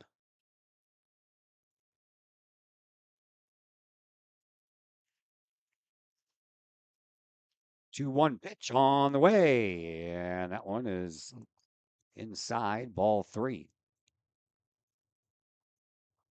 McKenna Trice on deck. Nobody out. Runner on first. Collinsville trails by 7. They need to pick up some runs somewhere. Might as well be here. Here's the 3-1. Outside, Walker. First 2 have reached. Baseman number 10. That's the third walk issued by Kramer to go along with her 3 strikeouts. And here is McKenna Trice, who popped up in foul territory to the first baseman, Molly Mertens, back in that first inning. And the pitch, swinging a foul ball back here. There it is. I don't think one could have got much closer to you. I'm telling you. I thought you were in a risk if there, but. Yeah. Well, I got the window open over here, so if it comes in, it's not going to hit anything except my score paper. 0-1. Pitch by Kramer. Right down the middle. 0-2. Catcher setting up outside and kind of tricks the batter into thinking this might be a little way, and then it comes right down the middle. Catcher and the pitcher look over to their head coach, and 3-pitch strikeout of McKenna Trice. 1 away, 4th strikeout of the afternoon for Kramer. I was here the other day for the Alton game. Their head coach would verbally shout out numbers, and then the pitcher and catcher would look at their wristbands. But here, Cassandra Schaub is flashing up numbers with her right hand, and then the battery knows what to do by looking at their wristbands. Here is. This is Berlin Hartman. I made some kind of change here. Yeah, apparently. Pinch hitter. Who was supposed to be up next? Parlberg? Parlberg, yeah. Hartman is in batting .385. 3 runs batted in. She has a triple. Small sample size. She's only had 13 at bats this year. She played a little bit in that doubleheader. That one's outside. Ball 2, 2-1. Aubrey Bordoni waits on deck. Berlin Hartman from the left side and looks to one outside. Ball 3.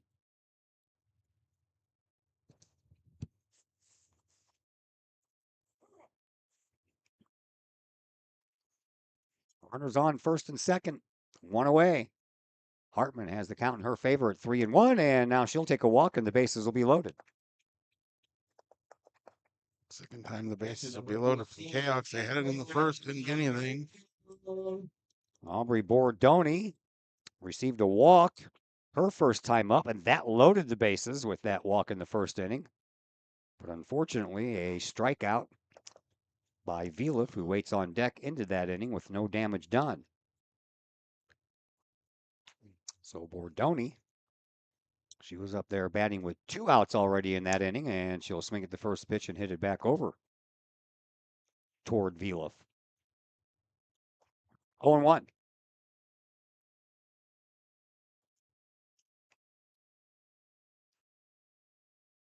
Bases are full of Kahawks. See if Collinsville can put a dent in this scoreboard. There's a little looper, and that one's going to fall in for a base hit. And the throw is going to go to third, and out at third is going to be Demetrius, but the run's going to score anyway. That play. Number 18, midfielder. It was 8-5 for out number 2. But Bordoni will get an RBI single out of it. And that scored Ava Muniz. So Collinsville is indeed on the board. Tough for the runners on the bases there. And yeah. Yeah, I understand, Demetrulia, she had to kind of wait at second base to see if that ball was going to be caught. And by the time she figured out it wasn't, she got a late break. And she had to go because the bases were loaded. Center fielder had her choice there. Could have made the easier throw to second base, but had plenty of time and got the runner out of the third. So runners on at first and second with 2 away. And here is Ali Vilif, who was a strikeout victim her first time up. And now she's in an 0-2 hole, looks at one high. She got caught looking at that third strike back in the first inning.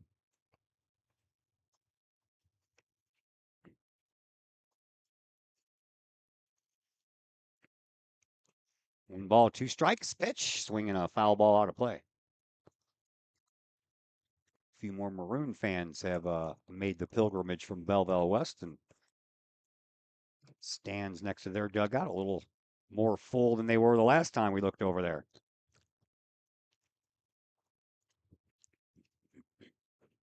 One ball, 2 strikes to count to Vilif. Here's the pitch from Kramer. Inside, ball 2, 2-2. This is how it goes. A baseball, softball crowd just kind of Yeah. gets bigger as you go along. People can get off work. Yep. Can't quite make the 4:30 start, but they get in when they can. That's right. Swing and a miss. Down on strikes goes Vilif. And that's going to end the inning. 5th strikeout of the afternoon for Kramer. But Collinsville does get a run on the board, and we will head to the top of the 4th inning.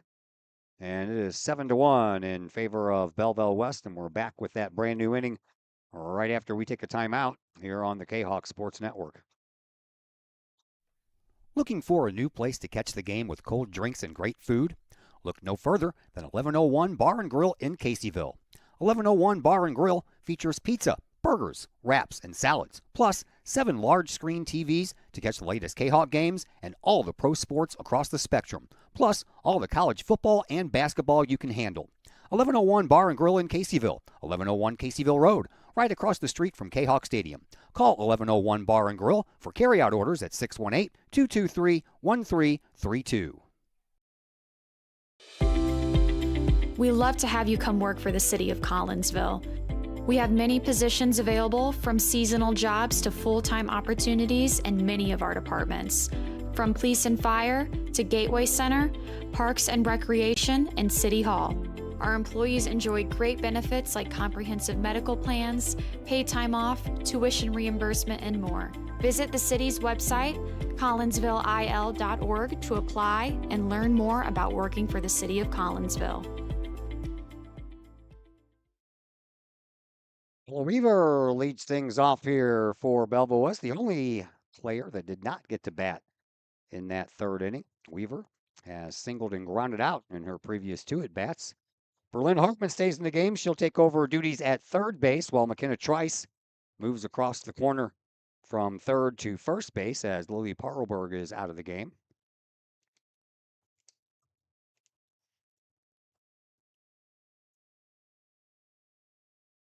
Bordoni came on in the 3rd inning to take the place of the other freshman, Mackenzie Waligorski. 2-0 the count to Weaver, and the next pitch is in there for a called strike, 2-1. 2, 3, and 4 batters here. Weaver, Kramer, and Coppernoll. If anyone can get on, Anderson will have a chance to bat. Here's the pitch. Outside, ball 3, 3-1.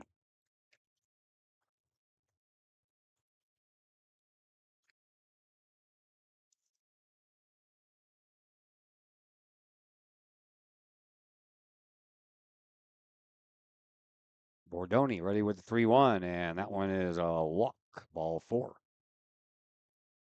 I'm going to bring that one back inside, and Pitcher number 29, Kara Kramer. after the last few were outside, try to get her to chase that one, and it'll be in a ball anyway. First walk issued by Bordoni after 4 Pitch running for the Maroons, number 5. were issued by Waligorski.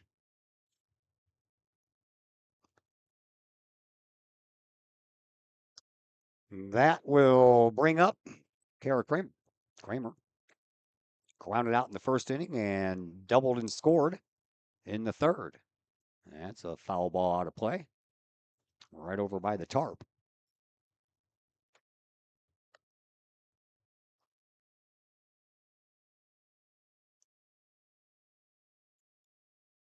So a long strike. Runner at first, Weaver. And the pitch, a little bit high. Julius popping up out of there like she was ready to snap that ball down to first.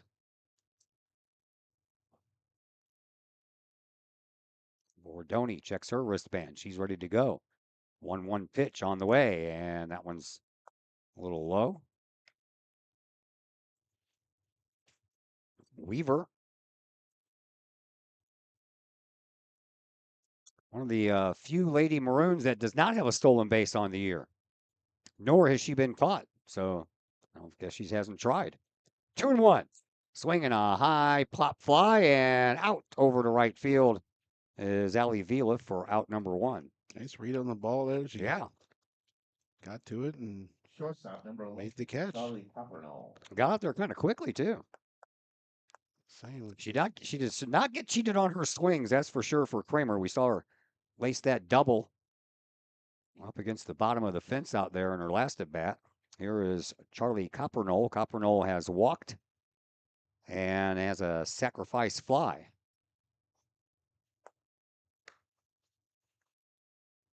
Yeah, they had the last batter played way deep and ended up being pretty perfect there to make that catch. Now they come in a couple steps, still playing deep. Yeah. There's a foul ball back to the backstop. 1-1, 1 out, runner on first base, 7-1 in favor of Belleville West. Collinsville lost at Belleville West earlier in the year in extra innings. I believe it was a walk-off walk, was it not? Something like that. We were doing that game, that baseball game at Belleville East. We were following along, and yeah. Pitch by Bordoni, swinging another foul ball. This one does not find the backstop. Instead, it gets out of play. Back over by the concession stand.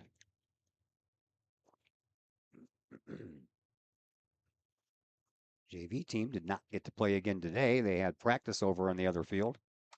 That one's high, pops out of the glove, and that's going to allow Weaver to trot down to second base. That is the third passed ball today by Demetrulius. Second one that's popped out of her glove.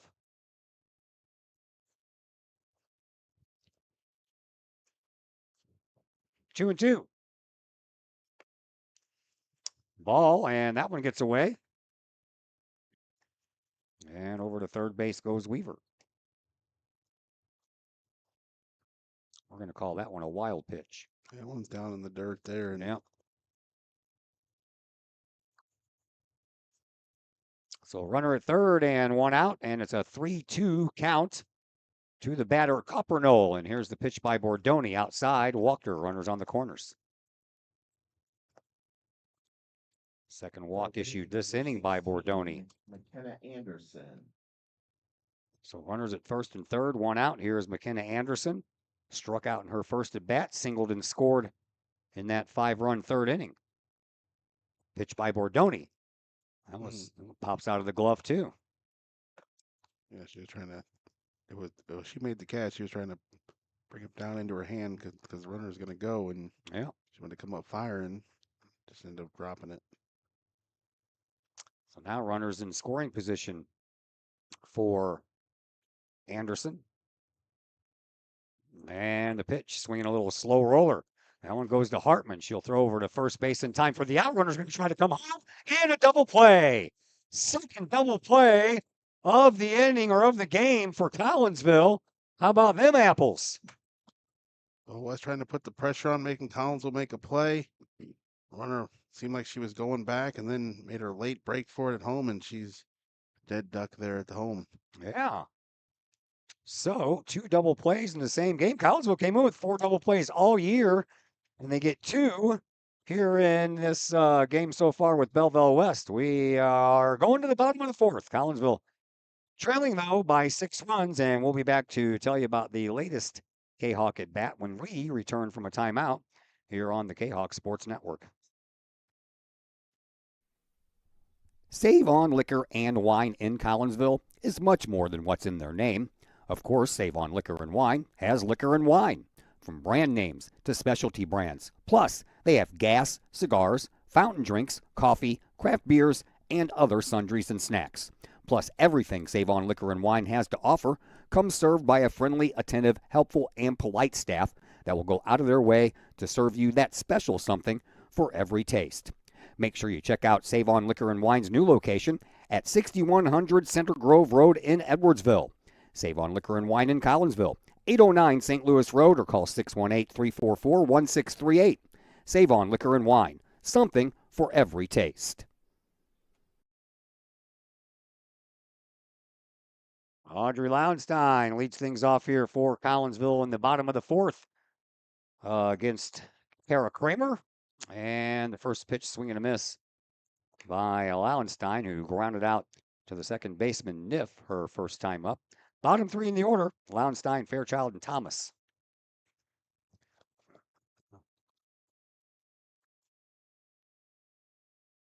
That one's outside. Ball 1-1-1.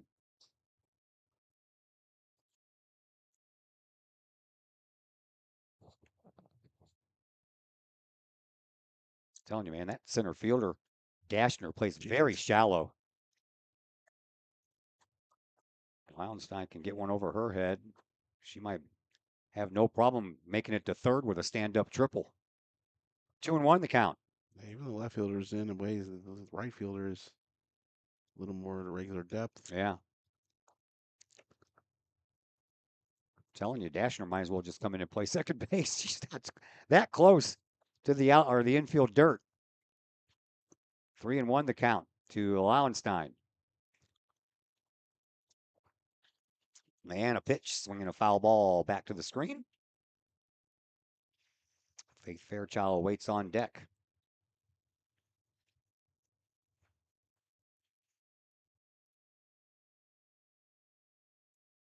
Full count. And the pitch. Inside. She was afraid to take those inside pitches. Didn't even move and did not even buckle. That is the fourth walk issued by Kramer. And here comes Faith Fairchild to the plate with a runner on first base. One out. Fairchild in her first at bat popped up into foul territory to the third baseman, McKenna Anderson. And the first pitch is a ball.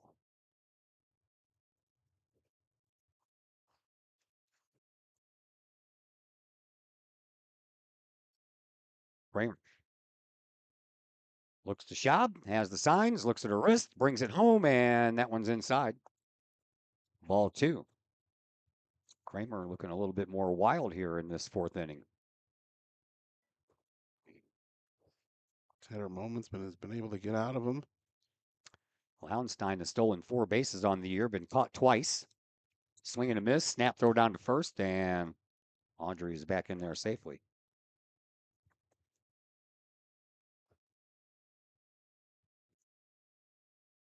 Two and one, the count to Faith Fairchild.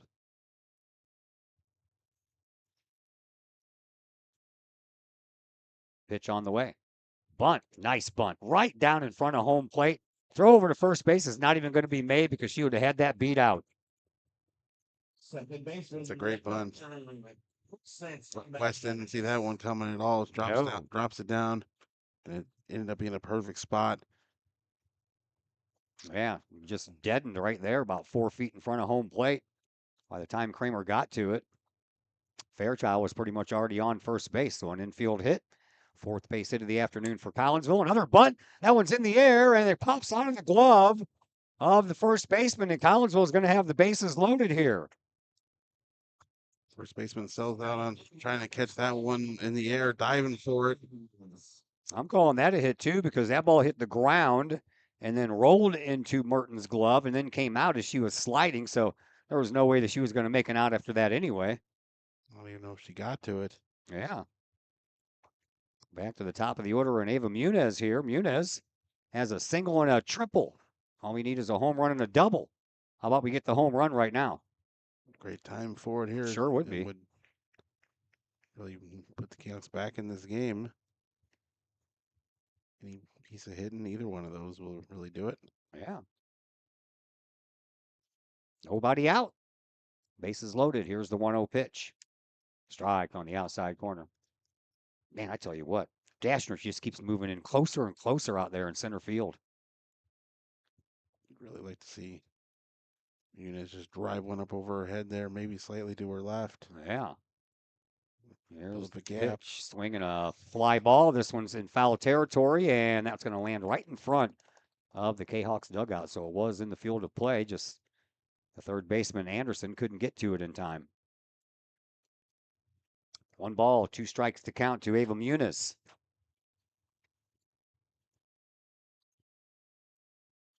Muniz looking for something to drive. Here it comes, swinging a high pop fly.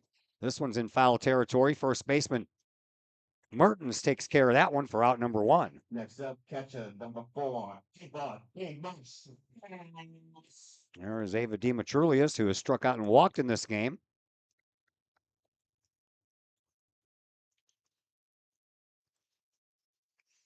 Bottom of the order comes through nice. Loading these bases. You got to capitalize on that. Just the 1, 2, 3 hitters. Yeah. That one was, I don't know. Looked pretty good from up here, but it's called a ball. I'll take it. Low. Yeah, it could be.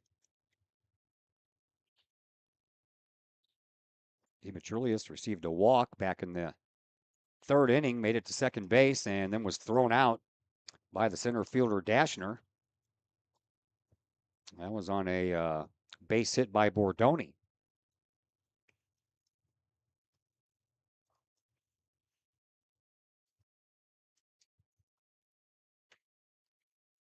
Two and 0, and the pitch, swinging a bouncing ball. Second baseman tosses over to second for the out. Collinsville's going to get a run out of it as Audrey Lauenstein comes in and scores from third base.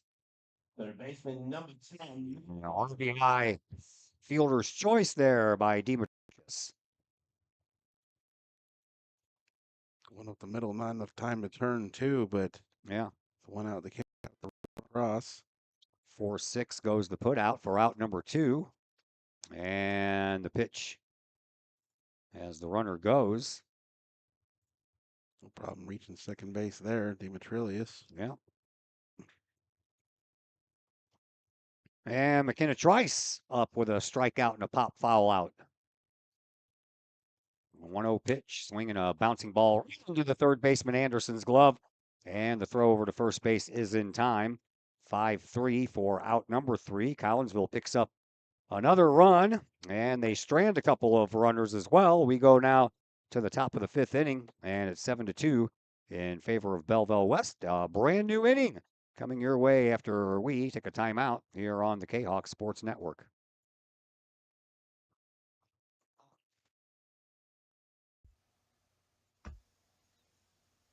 Pack Mail of Collinsville, locally owned and operated by Ryan Combs. Pack Mail can ship anything, anywhere. They treat you like a neighbor because, well, you are a neighbor. Pack Mail offers shipping materials and containers, private mailboxes, as well as climate-controlled self-storage. Visit Pack Mail at 407 Beltline Road in Collinsville. Online, WeShipSt.Louis.com or call Pack Mail at 346-4884.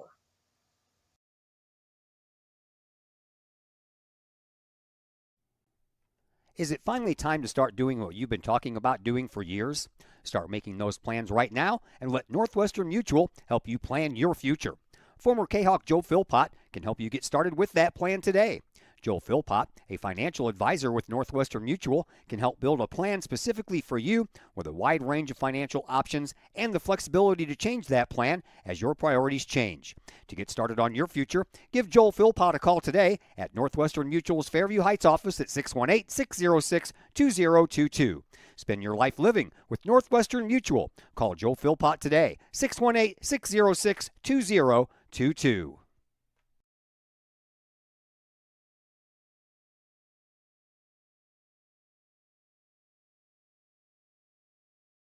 Luke Priskeller back with you from Stan Schaefer Field here at the Collinsville Sports Complex. As we have made it to the top of the fifth inning, 7-2 in favor of Belleville West. And it'll be the latter part of the order coming up here for Belleville West. The 6, 7, and 8 hitters due up. Deja Jackson, Kelly Dashner, and Aubrey Schaltenbrand all due up here. And Deja Jackson will lead things off. She has singled, walked, and scored both times she's been on base. Leading off the inning for the Maroons, left fielder number 3. Collinsville with a run in the bottom of the third and the run in the bottom of the fourth. Just kind of chipping away here. Yeah. Try to get a scoreless frame here and come back at it. That one is high. Umpire ducking out of the way. Demetriou saved him, though. The umpires depend on the catcher to protect them. Bordoni already with another pitch and a swing and a high fly ball. This one's foul territory and is going to make a catch. Boy, she has done pretty good over there since she's been brought into the game. Sticking her glove up there and just hoping she finds it, and sun in her eyes maybe a little bit, and makes the catch. Running out of room too. Yeah, she was. Caught that pretty much about a foot away from the fence. That will bring up Callie Dashner. Dashner has also singled and walked and scored both times. Bordoni pitches up high.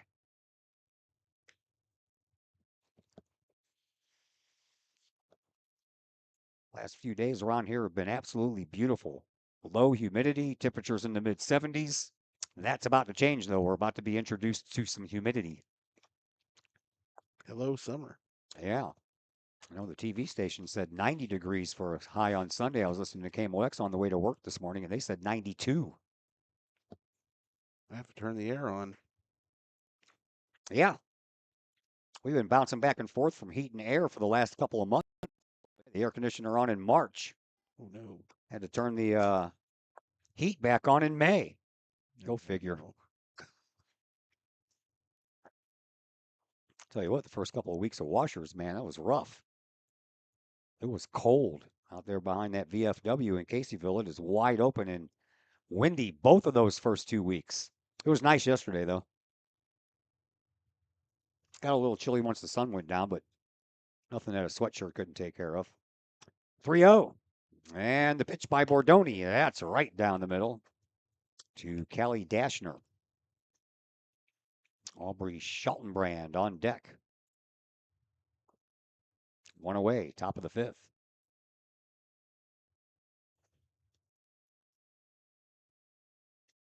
And the pitch by Bordoni. Up high, walked her. Fell behind. Couldn't recover there and went out walk. Third walk issued by Bordoni today. Schaltenbrand will come up. She has also reached base on a walk and a single. Her single knocked in a run, and then she later came around to score. Swing and a miss.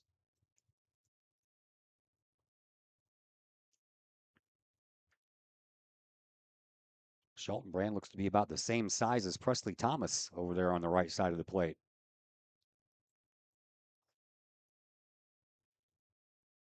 0-1 the count, and the pitch. That pops out of the glove. Demetriou has had a little bit of an issue with that today. Down to second base goes Dashner. And a runner in scoring position now for Schaltenbrand. One away, runner at second, 1-1 count. Bordoni. So it's one high.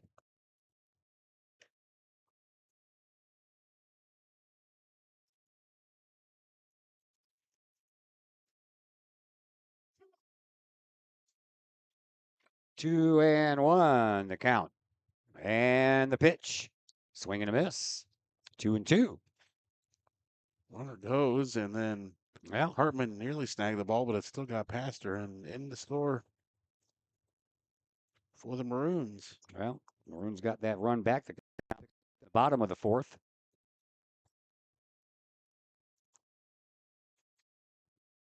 So don't need a hit or nothing to bring that runner in.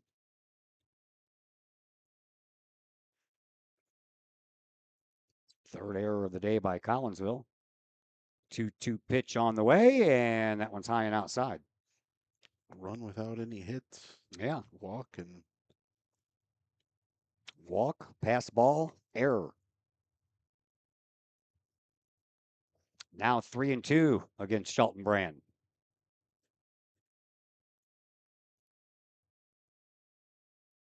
Bordoni ready with the payoff pitch. Here it comes. Swing and a miss, down on strikes. Shelton Brand. That is the first strikeout for Bordoni since she came into the game. And there's 2 away, and the number 9 hitter, Sophia Niff, comes to the plate. Niff on the afternoon has singled, knocked in 2 runs when she did that, and then reached on an error, but ended up being thrown out afterwards. Trying to sneak over to second base, but Parlberg at the time took care of that. 0-1. Bordoni's up there throwing some strikes now. Here comes the 0-1. Swinging a shot past the glove of Trice down the first baseline. And Viliff gets over there quickly and keeps Niff to a single. So Niff has been on base all 3 at bats today. screamer off the bat there. Not enough time for Trice to react. So runner on at first with 2 outs. Back to the top of the order we go. And Elena Jenkins is 0 for 3 this afternoon with a pop-up on the infield and 2 flyouts into the outfield. And that ball bounces in front of home plate by about 1.5 feet.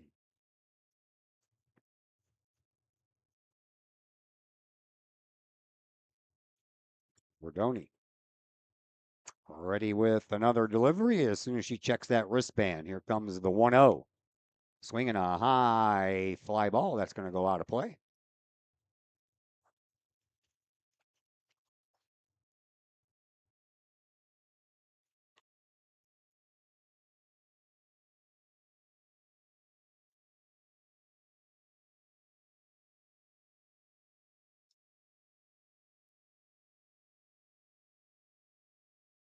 Bordoni ready with a 1-1 delivery, and that one's outside.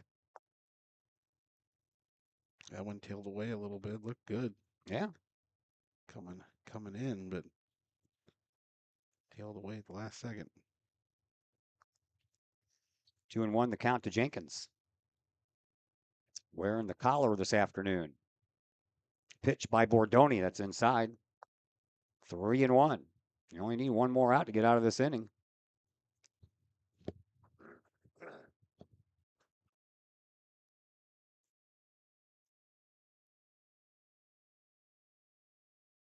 Bordoni once again checking that wristband.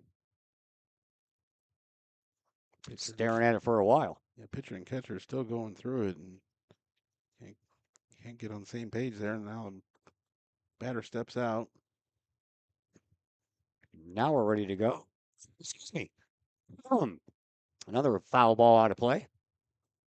There's been a lot of foul balls down the first base side out of play in this game.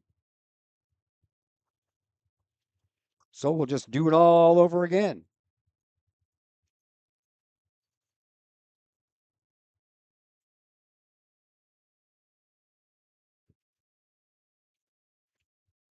And another walk. One staying high, and it seemed to have the same tail and motion away, so it won't be a strike anyway. Well, 2 walks and a base hit in this inning. 1 run is home. It's Ella Weaver. And here is the catcher, Ella Weaver. Weaver has singled, grounded out, and walked in this game. He was thrown out at home plate by McKenna Trice back in the 4th inning. So runners on first and second. 2 away. 1 run already home here. And that ball off of the glove of Demetrius. And the runners are going to advance.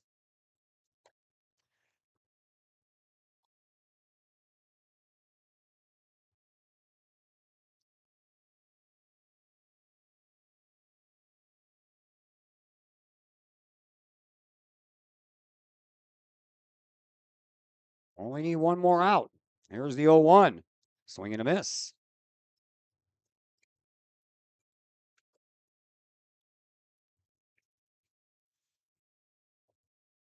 Way ahead here, 0-2. Yeah. Striker out. Yep. Make your pitch. Here is Bordoni's next. Swinging a looping ball out to center field. That goes under the glove of Muniz. It's going to roll all the way to the wall. And on her way to third with a stand-up 2 RBI triple is Ella Weaver. Jimenez was afraid to dive for that one. Still didn't keep it in front of her, and Next up, pitcher number 29. 2 runs score easily. 9 runs now on 10 hits. Pitch running for the Maroons. Or excuse me, 10 runs. Avery Winchester.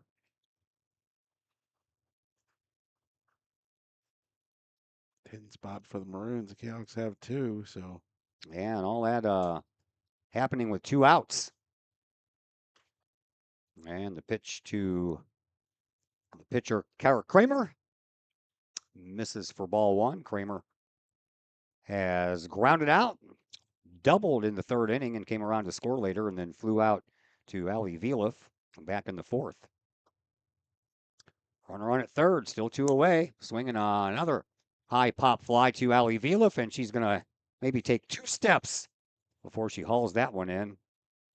And the inning finally comes to a close, but a little bit too late after those 2 runs late came in after we already had another run that came in a little earlier, a 3-run 5th inning for Belleville West, and the Maroons will go to the bottom of the 5th, leading 10-2 over your Collinsville Cayhawks. And we're back to tell you all about the Cayhawks next at bat after this timeout on the Cayhawk Sports Network. Got vinyl? Rich's Record Emporium in Uptown Collinsville can take care of all of your vinyl needs and more. You can peruse through thousands of records from country to hard-to-find jazz, and classic rock is always in stock at Rich's Record Emporium. Used vinyl, new vinyl, and hard-to-find vinyl. Don't forget to check out the audio room at Rich's, where you can check out the latest in audio gear, from new top-of-the-line speakers to turntables and receivers, plus all the accessories. Rich has t-shirts, record cleaners, turntable needles, wall art, and so much more. If you can't find what you're looking for at Rich's, they will do their best to find it for you. Don't forget to mention seeing this ad on the Cayhawk Sports Network for a 10% discount at checkout. Rich's Record Emporium, 131 West Main Street in Collinsville, or call 618-795-1333 or online at richesrecordemporium.com. Well, the Cayhawks come into the bottom of the 5th inning, trailing by 8 runs now. And here to lead things off is Berlin Hartman, who came in after 1 at bat by Lily Parlberg. Made it on base. I failed to write down how. Walk, I think. See if I can't find it. Game changer or not. Yeah. And a pitch and a cue shot right into the on-deck area for Aubrey Bordoni.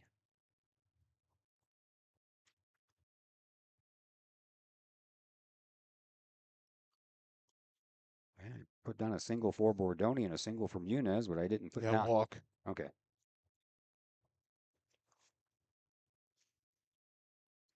All right. Got that taken care of. 2-1 the count to Berlin Hartman. Hartman, another one of the fabulous freshmen. And the pitch, swing and a miss, 2-2. Love that first name, though. Yeah, that's I don't know if I ever heard that as a name before, first name. Yeah, that's what makes it so unique. That's why I like it. The uniqueness of it all. Foul ball off the screen.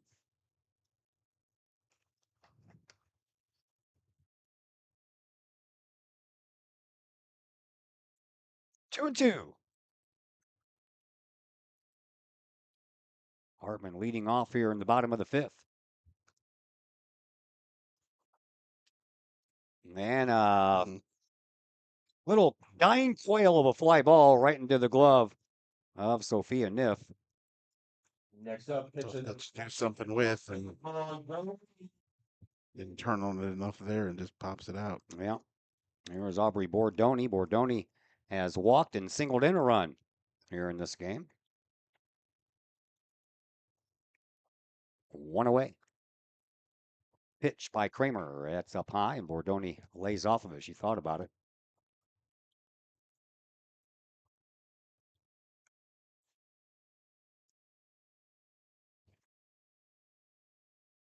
Kramer brings home the 1-0. Swing and a miss. The bottom dropped out of that one at the last second. 1-1, or 1-2, excuse me.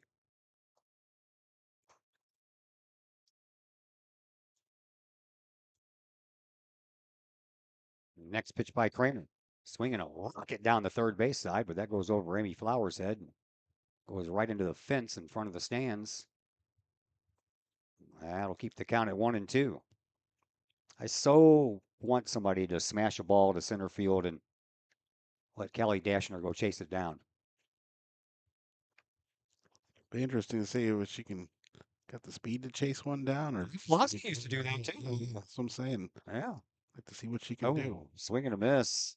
A little off-speed delivery that was outside, and down on strikes is Bordoni. There's the 6th strikeout of the afternoon for Kara Kramer. And Allie Viliff is the last chance here in the bottom of the 5th. Viliff has struck out twice, once looking, once swinging. Ooh, boy. Squeezed her a bit there. Telling you. Looked good. Yeah, it did. We don't mind. 1-0 to Viliff. Swinging a foul ball back to the screen. 1-1.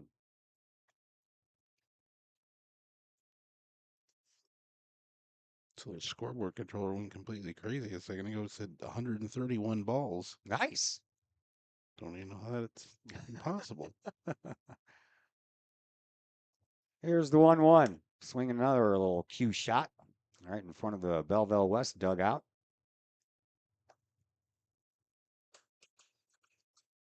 Our next action will be playoff action. We'll be at Kahok Stadium Tuesday night. Regional semifinal game between Collinsville and Belleville East. Hopefully the rains come early that day and we will be able to take care of it. That's a strikeout. Must have hit home plate. I heard it hit something.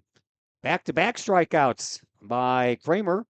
She'll pick up 6 and 7 in the inning. And Collinsville couldn't do anything. We now head to the top of the 6th inning, and Belleville West still in the lead by a score of 10-2. Back in just a moment on the Kahok Sports Network.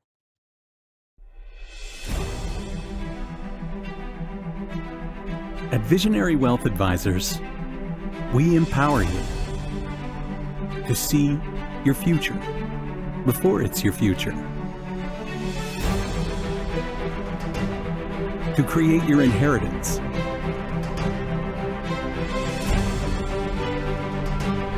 to build your vision, to anticipate the known and unknown, and to find potential in both, and build new dawns. Visionary Wealth Advisors.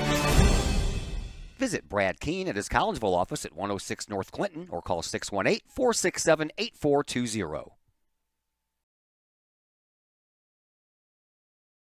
Back here at the Collinsville Sports Complex.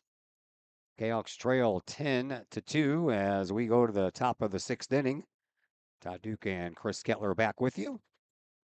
And leading off here in the 6th inning for Belleville West, it'll be the middle of the order. Charlie Coppernoll, Mackenzie Anderson, and Deja Jackson to face Aubrey Bordoni. Coppernoll has walked, had a sacrifice RBI, and walked again.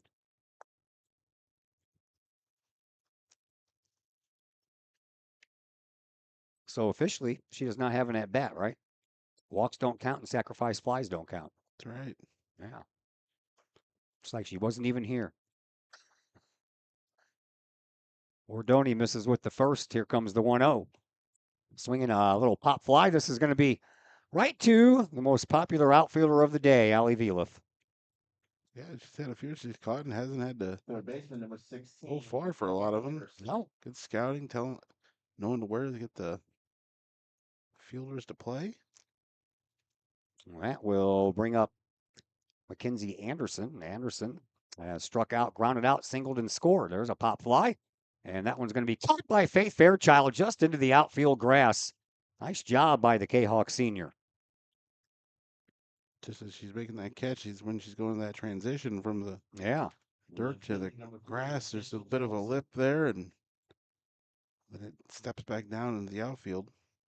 Deja Jackson steps up to the plate. She has singled, walked, scored both times she's been on base, and the last time up she popped out down to Hartman over at third base. Hartman made a nice play close to the fence. First pitch, a strike. Next one from Bordoni. Fourth coming. Here comes the 0-1. High, ball 1, 1-1. Kelly Dashner waits on deck. We're hoping that she leads off the next inning.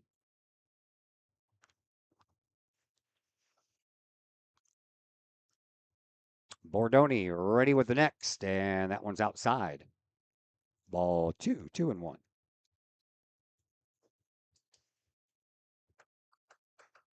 Both Lady Kahok soccer and these softball players are in playoff action on Tuesday. Both of them play Bell East.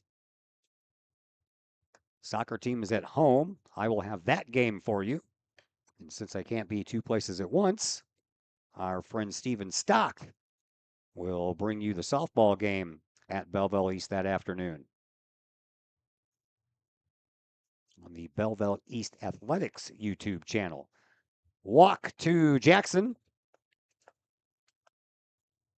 Second time today she's received a free pass. Center fielder number 14. Fifth walk issued by Bordoni since she was brought into the game. And I didn't get my wish. Callie Dashner will not lead off the next inning. She will become the third out of this inning. That's my prediction. Dashner's been on base all 3 times, 2 walks and a single, and she has scored all 3 times she's been on base. Outside, Bordoni having a get the runner out. Yeah. And leave her to lead off the next inning. Open to. Bordoni, though, needs to throw some strikes. She's kind of been missing the zone here as of late. Aubrey ready to go with the 1-0. That one's a little bit too low, and the runner goes, and no throw.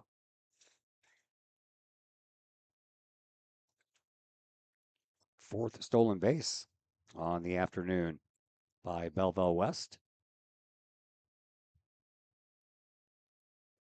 Takes away the force out at second. 2-0 pitch by Bordoni on the way. That one's high. Having a hard time finding that strike zone. Reaches down for the rosin bag. 3-0 the count to Callie Dashner, who probably is not swinging, no matter where this pitch is. And it's inside, back-to-back walks. Yeah, definitely don't swing at that one. Yeah. If you're her. Designated player number 17. Aubrey Schultenbrand. Schultenbrand will come up with runners on first and second and 2 outs. Aubrey on the afternoon has walked, singled in a run, scored herself after that single, and struck out in the 5th against Bordoni. That one's outside. Bordoni having a hard time reestablishing that strike zone.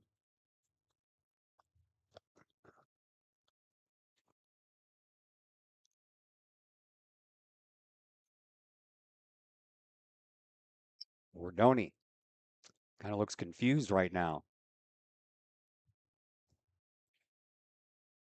1-0 pitch. High. Yep, she's really lost the zone now and got to find it back here before things get out of control. I was going to say, probably going to be a good time for a timeout, and Demetrius does just that as the battery here for Collinsville tries to get back on the same page. Yeah, she seemed to have some questions for her catcher, so they're not quite on the same page. Well, a little verbal conversation will take care of that, right? Hopefully. Yeah. More Rosenbag action there for Bordoni.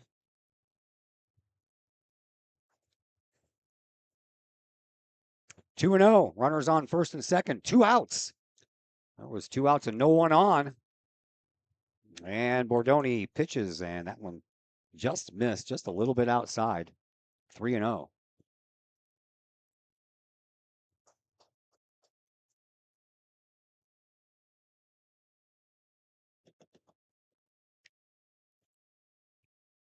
Bordoni ready with another delivery. Here it comes. That one's outside as well. So after 2 outs in the inning, 3 straight walks have loaded up the bases Second baseman, number 2. for Belleville West. And with no Peyton Smith, I think this is Bordoni's not going to be bailed out. Yeah, probably only real option is to go back to Waligorski. Yeah, could. That one just misses as well. That is Sophia Niff. Niff has reached base all 3 times today. 2 singles, 2 RBI, reached on an error. Bordoni still shrugging her shoulders out there. That one bounces in front of the plate, and the run's going to score as that ball gets away from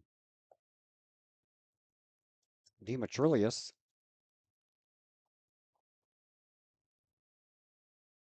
Everybody moves up a bag. And that will open to 2 in favor of Belleville West. Niff up there with a count in her favor at 2 and 0. Niff got tired of waiting, steps out. Now she's back in there. Here comes the next pitch. 3 and 0.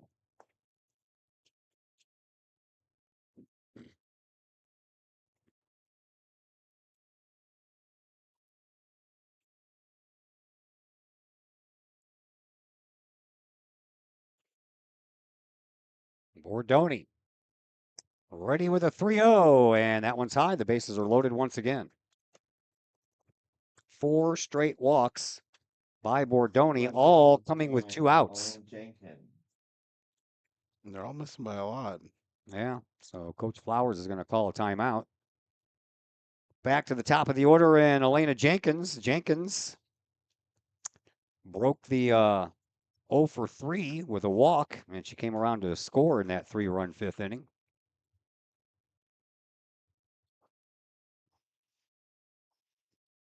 Amy Flowers out visiting with everybody that's playing on the dirt. All 3 outfielders gather in the center field around Ava Muniz, and that conversation's over, so Lauenstein will have to head back over to left and Vila back over to right. Faith Fairchild still trying to talk to her freshman pitcher. Senior to freshman.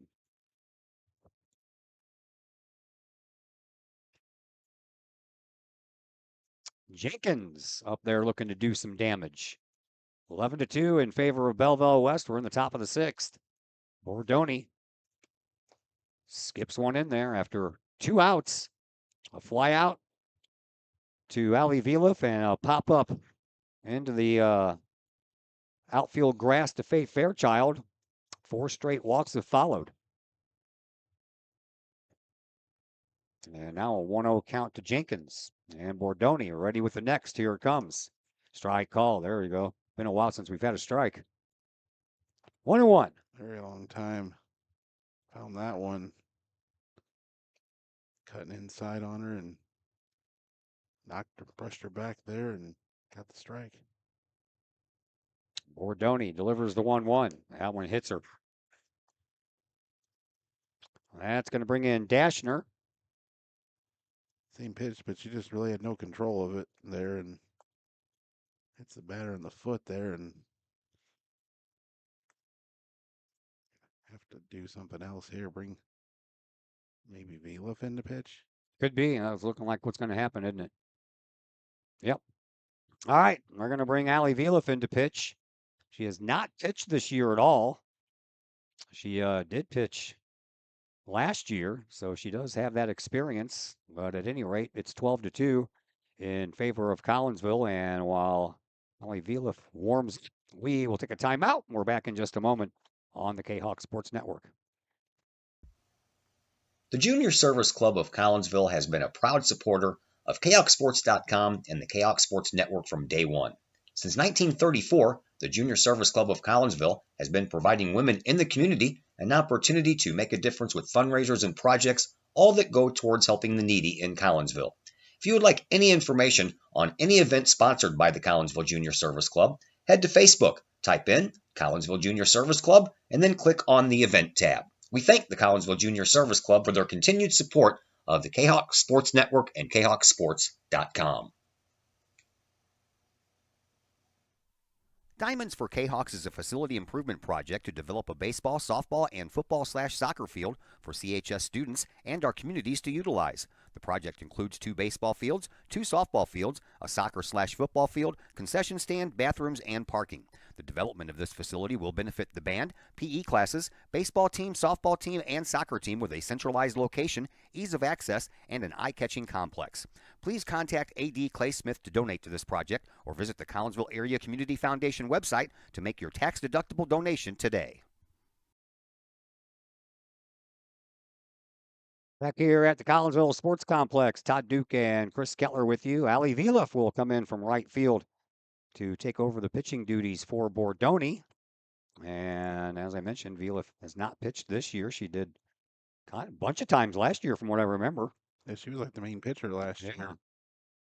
So they press her into work, and Jazz Gomez will come off the bench and take over right field for Allie Vielef, who's having a good day out in right field, that's for sure.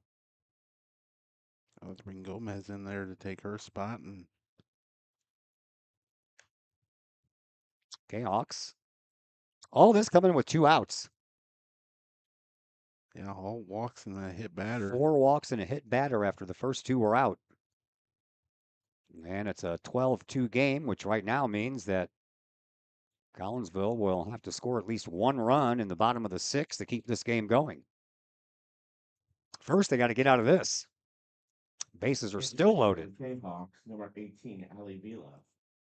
In to play right field for the Hawks, number 5, Jazz Gomez. Here is Ella Weaver. Weaver has singled, tripled, walked, a couple of RBIs, and besides all that, a ground out back in the 2nd inning to Presley Thomas. And Vielef, as I mentioned, hasn't pitched in a while, so. Yeah, her warm-ups were all over the place, so she has not wrangled any kind of zone in for herself either. Yeah, it's got to be kind of tough when you haven't done it all year.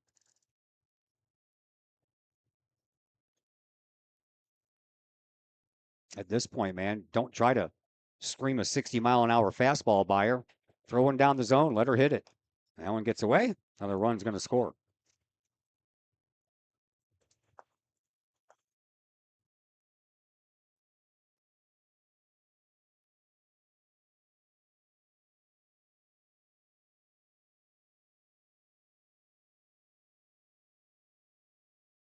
Two and 0.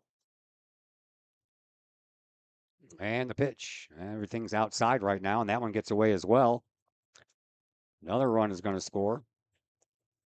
Well, this is one way to clear the bases, unfortunately, but not what you want for the Kahawks. No, it's not. Still looking for that 3rd out of here to the 6th. Yeah. Kind of rough when 2 of your 3 pitchers are hurt. Everything that Vielef is throwing is outside. Pitcher number 29, Tara Kramer. And missing away. Yeah. I'll see how this goes with the right-handed batter now. Yeah.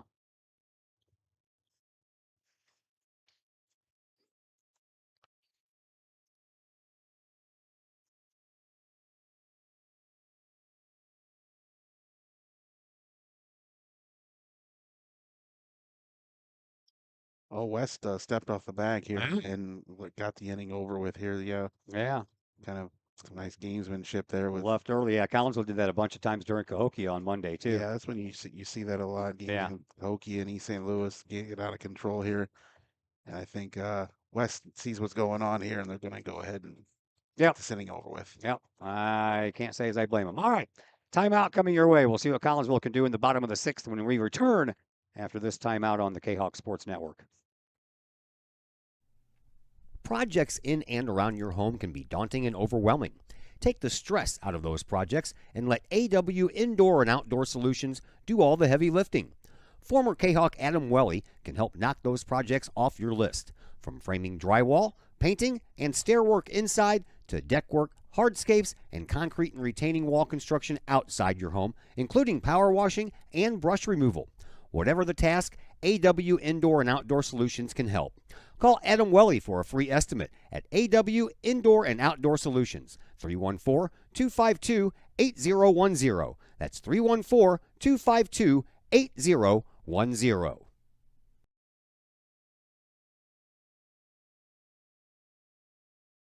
Here at the Collegeville Sports Complex, Todd Duke and Chris Kettler with you. Kara Kramer goes back out onto the circle to take care of the bottom of the sixth. And Collinsville will lead things off here with the bottom of the order. Audrey Lauenstein, Faith Fairchild, and Presley Thomas. If anyone can get on, Ava Muniz will have a chance to bat. Yeah, unfortunate inning there for the Chaos. Forgot the first two outs, and yeah, Bordoni had to come out of the game there, and then next pitcher couldn't throw anything remotely in the zone there, so West took the third out intentionally to get it done here. You know, Chaos come to bat here. Audrey Lauenstein has grounded out, walked, and scored in this game. Kramer pitches, swinging a foul ball. Stays behind home plate. So Collinsville needs to score 3 runs to keep this inning going, keep this game going. Yeah, and do you want to do that? Because then who's going to pitch next? I know, right? The other team took the last out to not keep piling it on here, so 1-1 the count to the left fielder, Audrey Lauenstein, and the pitch swinging a foul ball that would have hit Chris Kettler in the face if we didn't have protection. That was coming right at you, wasn't it? Yeah, it was. Yeah. Right even with me perfectly.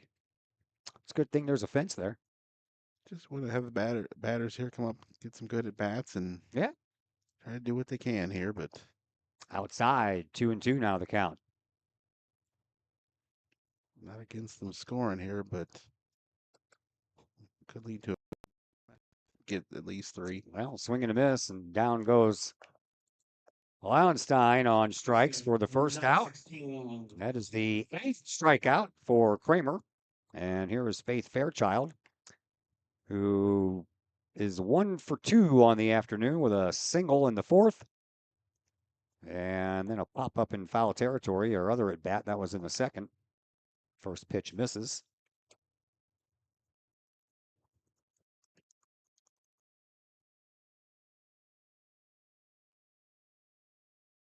And Kramer right down the middle.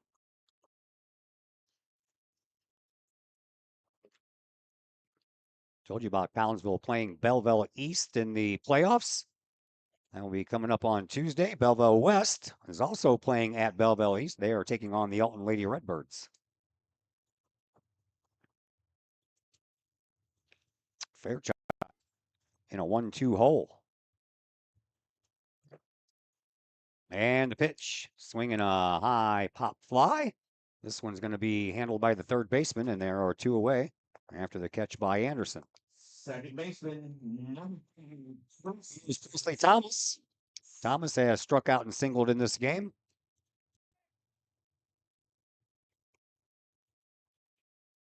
I didn't even change the.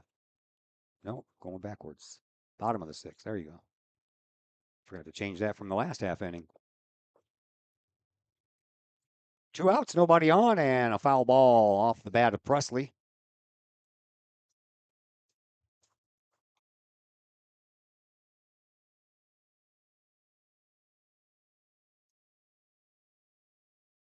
And the 0-1, swing and a miss. Kramer and Belleville West 1 strike away from getting out of here with a win.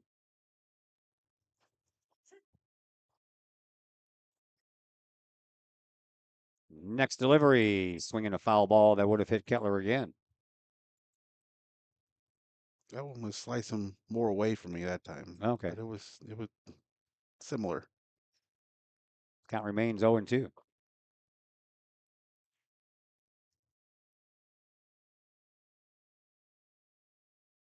Kramer ready to go and swinging a little roller to Niff. She bobbles it at first and then in time for the out. And that is going to put a close to this game. Collinsville loses here today by a final score of 14-2. Time for us to transition into the post-game show brought to you by Chiropractic Works in Collinsville, owned and operated by Dr. Chris McCluskey. He and his crew are focused on helping as many people as possible live high-quality lives all through chiropractic care and wellness. You can check out Chiropractic Works in Collinsville, 410 Regency Center, just off of the Beltline Road in Collinsville. Of course, you can give them a call at 618-343-3602 or online, chiropracticworkscollinsville.com. Post-game show comes your way next on the Kahok Sports Network. I'd like to introduce you to some incredible new technology we have available here at Chiropractic Works. The machine is known as an Invisired lipolaser machine. The Invisired machine emits a red light and red laser that combine in unison to go through the skin layers into the adipose or fat tissue and cause the cells to go ahead and metabolize themselves. The Invisired technology is the only machine that's FDA approved for fat loss, stimulates collagen and elastin, improves the function of the lymphatic system, boosts metabolism, and increases metabolic response. Typical response after the very first treatment is 1/2 to 2 inches of loss in body measurement. So if you think that this technology could help you accomplish any weight loss or aesthetic goals, we would be glad to have you come in for a consultation, get a first treatment, and experience the amazing benefits that Invisired offers.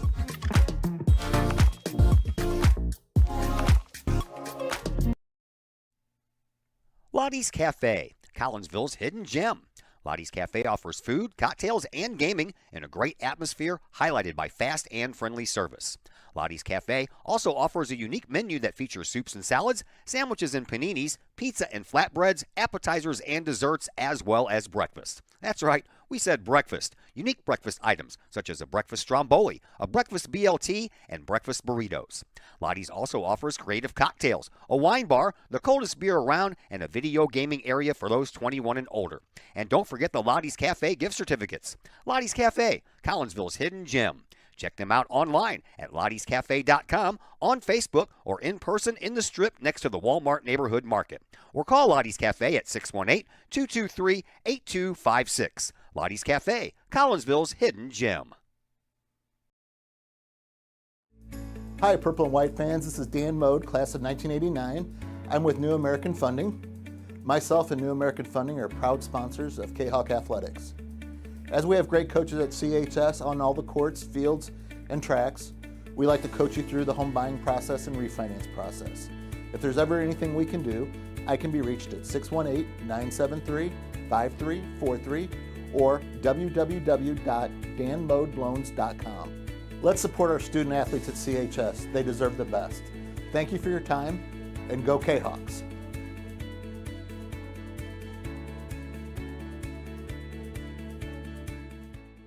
I'd like to introduce you to some incredible new technology we have available here at Chiropractic Works.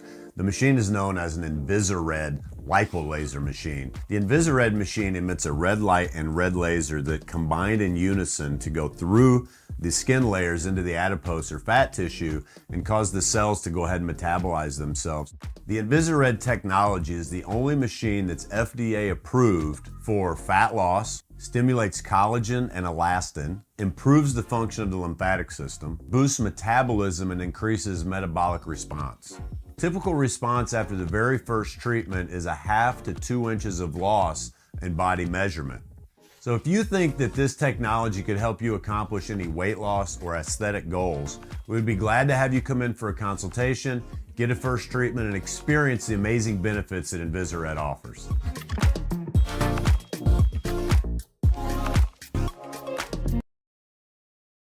And we welcome you back into the Chiropractic Works post-game show here on the Kahok Sports Network. Collinsville loses here this afternoon 14-2 to Belleville West. Belleville West, 14 runs, 9 hits, no errors. They left 5 base runners on base. Collinsville got 2 runs on 5 hits. They committed 3 errors and left 7 base runners on base. The Kahawks will close out the regular season tomorrow against Triad here at the old Collinsville Sports Complex, and then it's on to the playoffs. And that's the next time you'll hear from me, Tuesday at Kahawk Stadium, as the Lady Kahawk soccer team takes on Belleville East. We'll be on the air sometime around 5:30 with that one. Thanks you to Chris Skettler for joining me on their other microphone, and for Amy Flowers joining me on the pregame show. My name is Todd Duke. Everyone, enjoy the rest of your Thursday.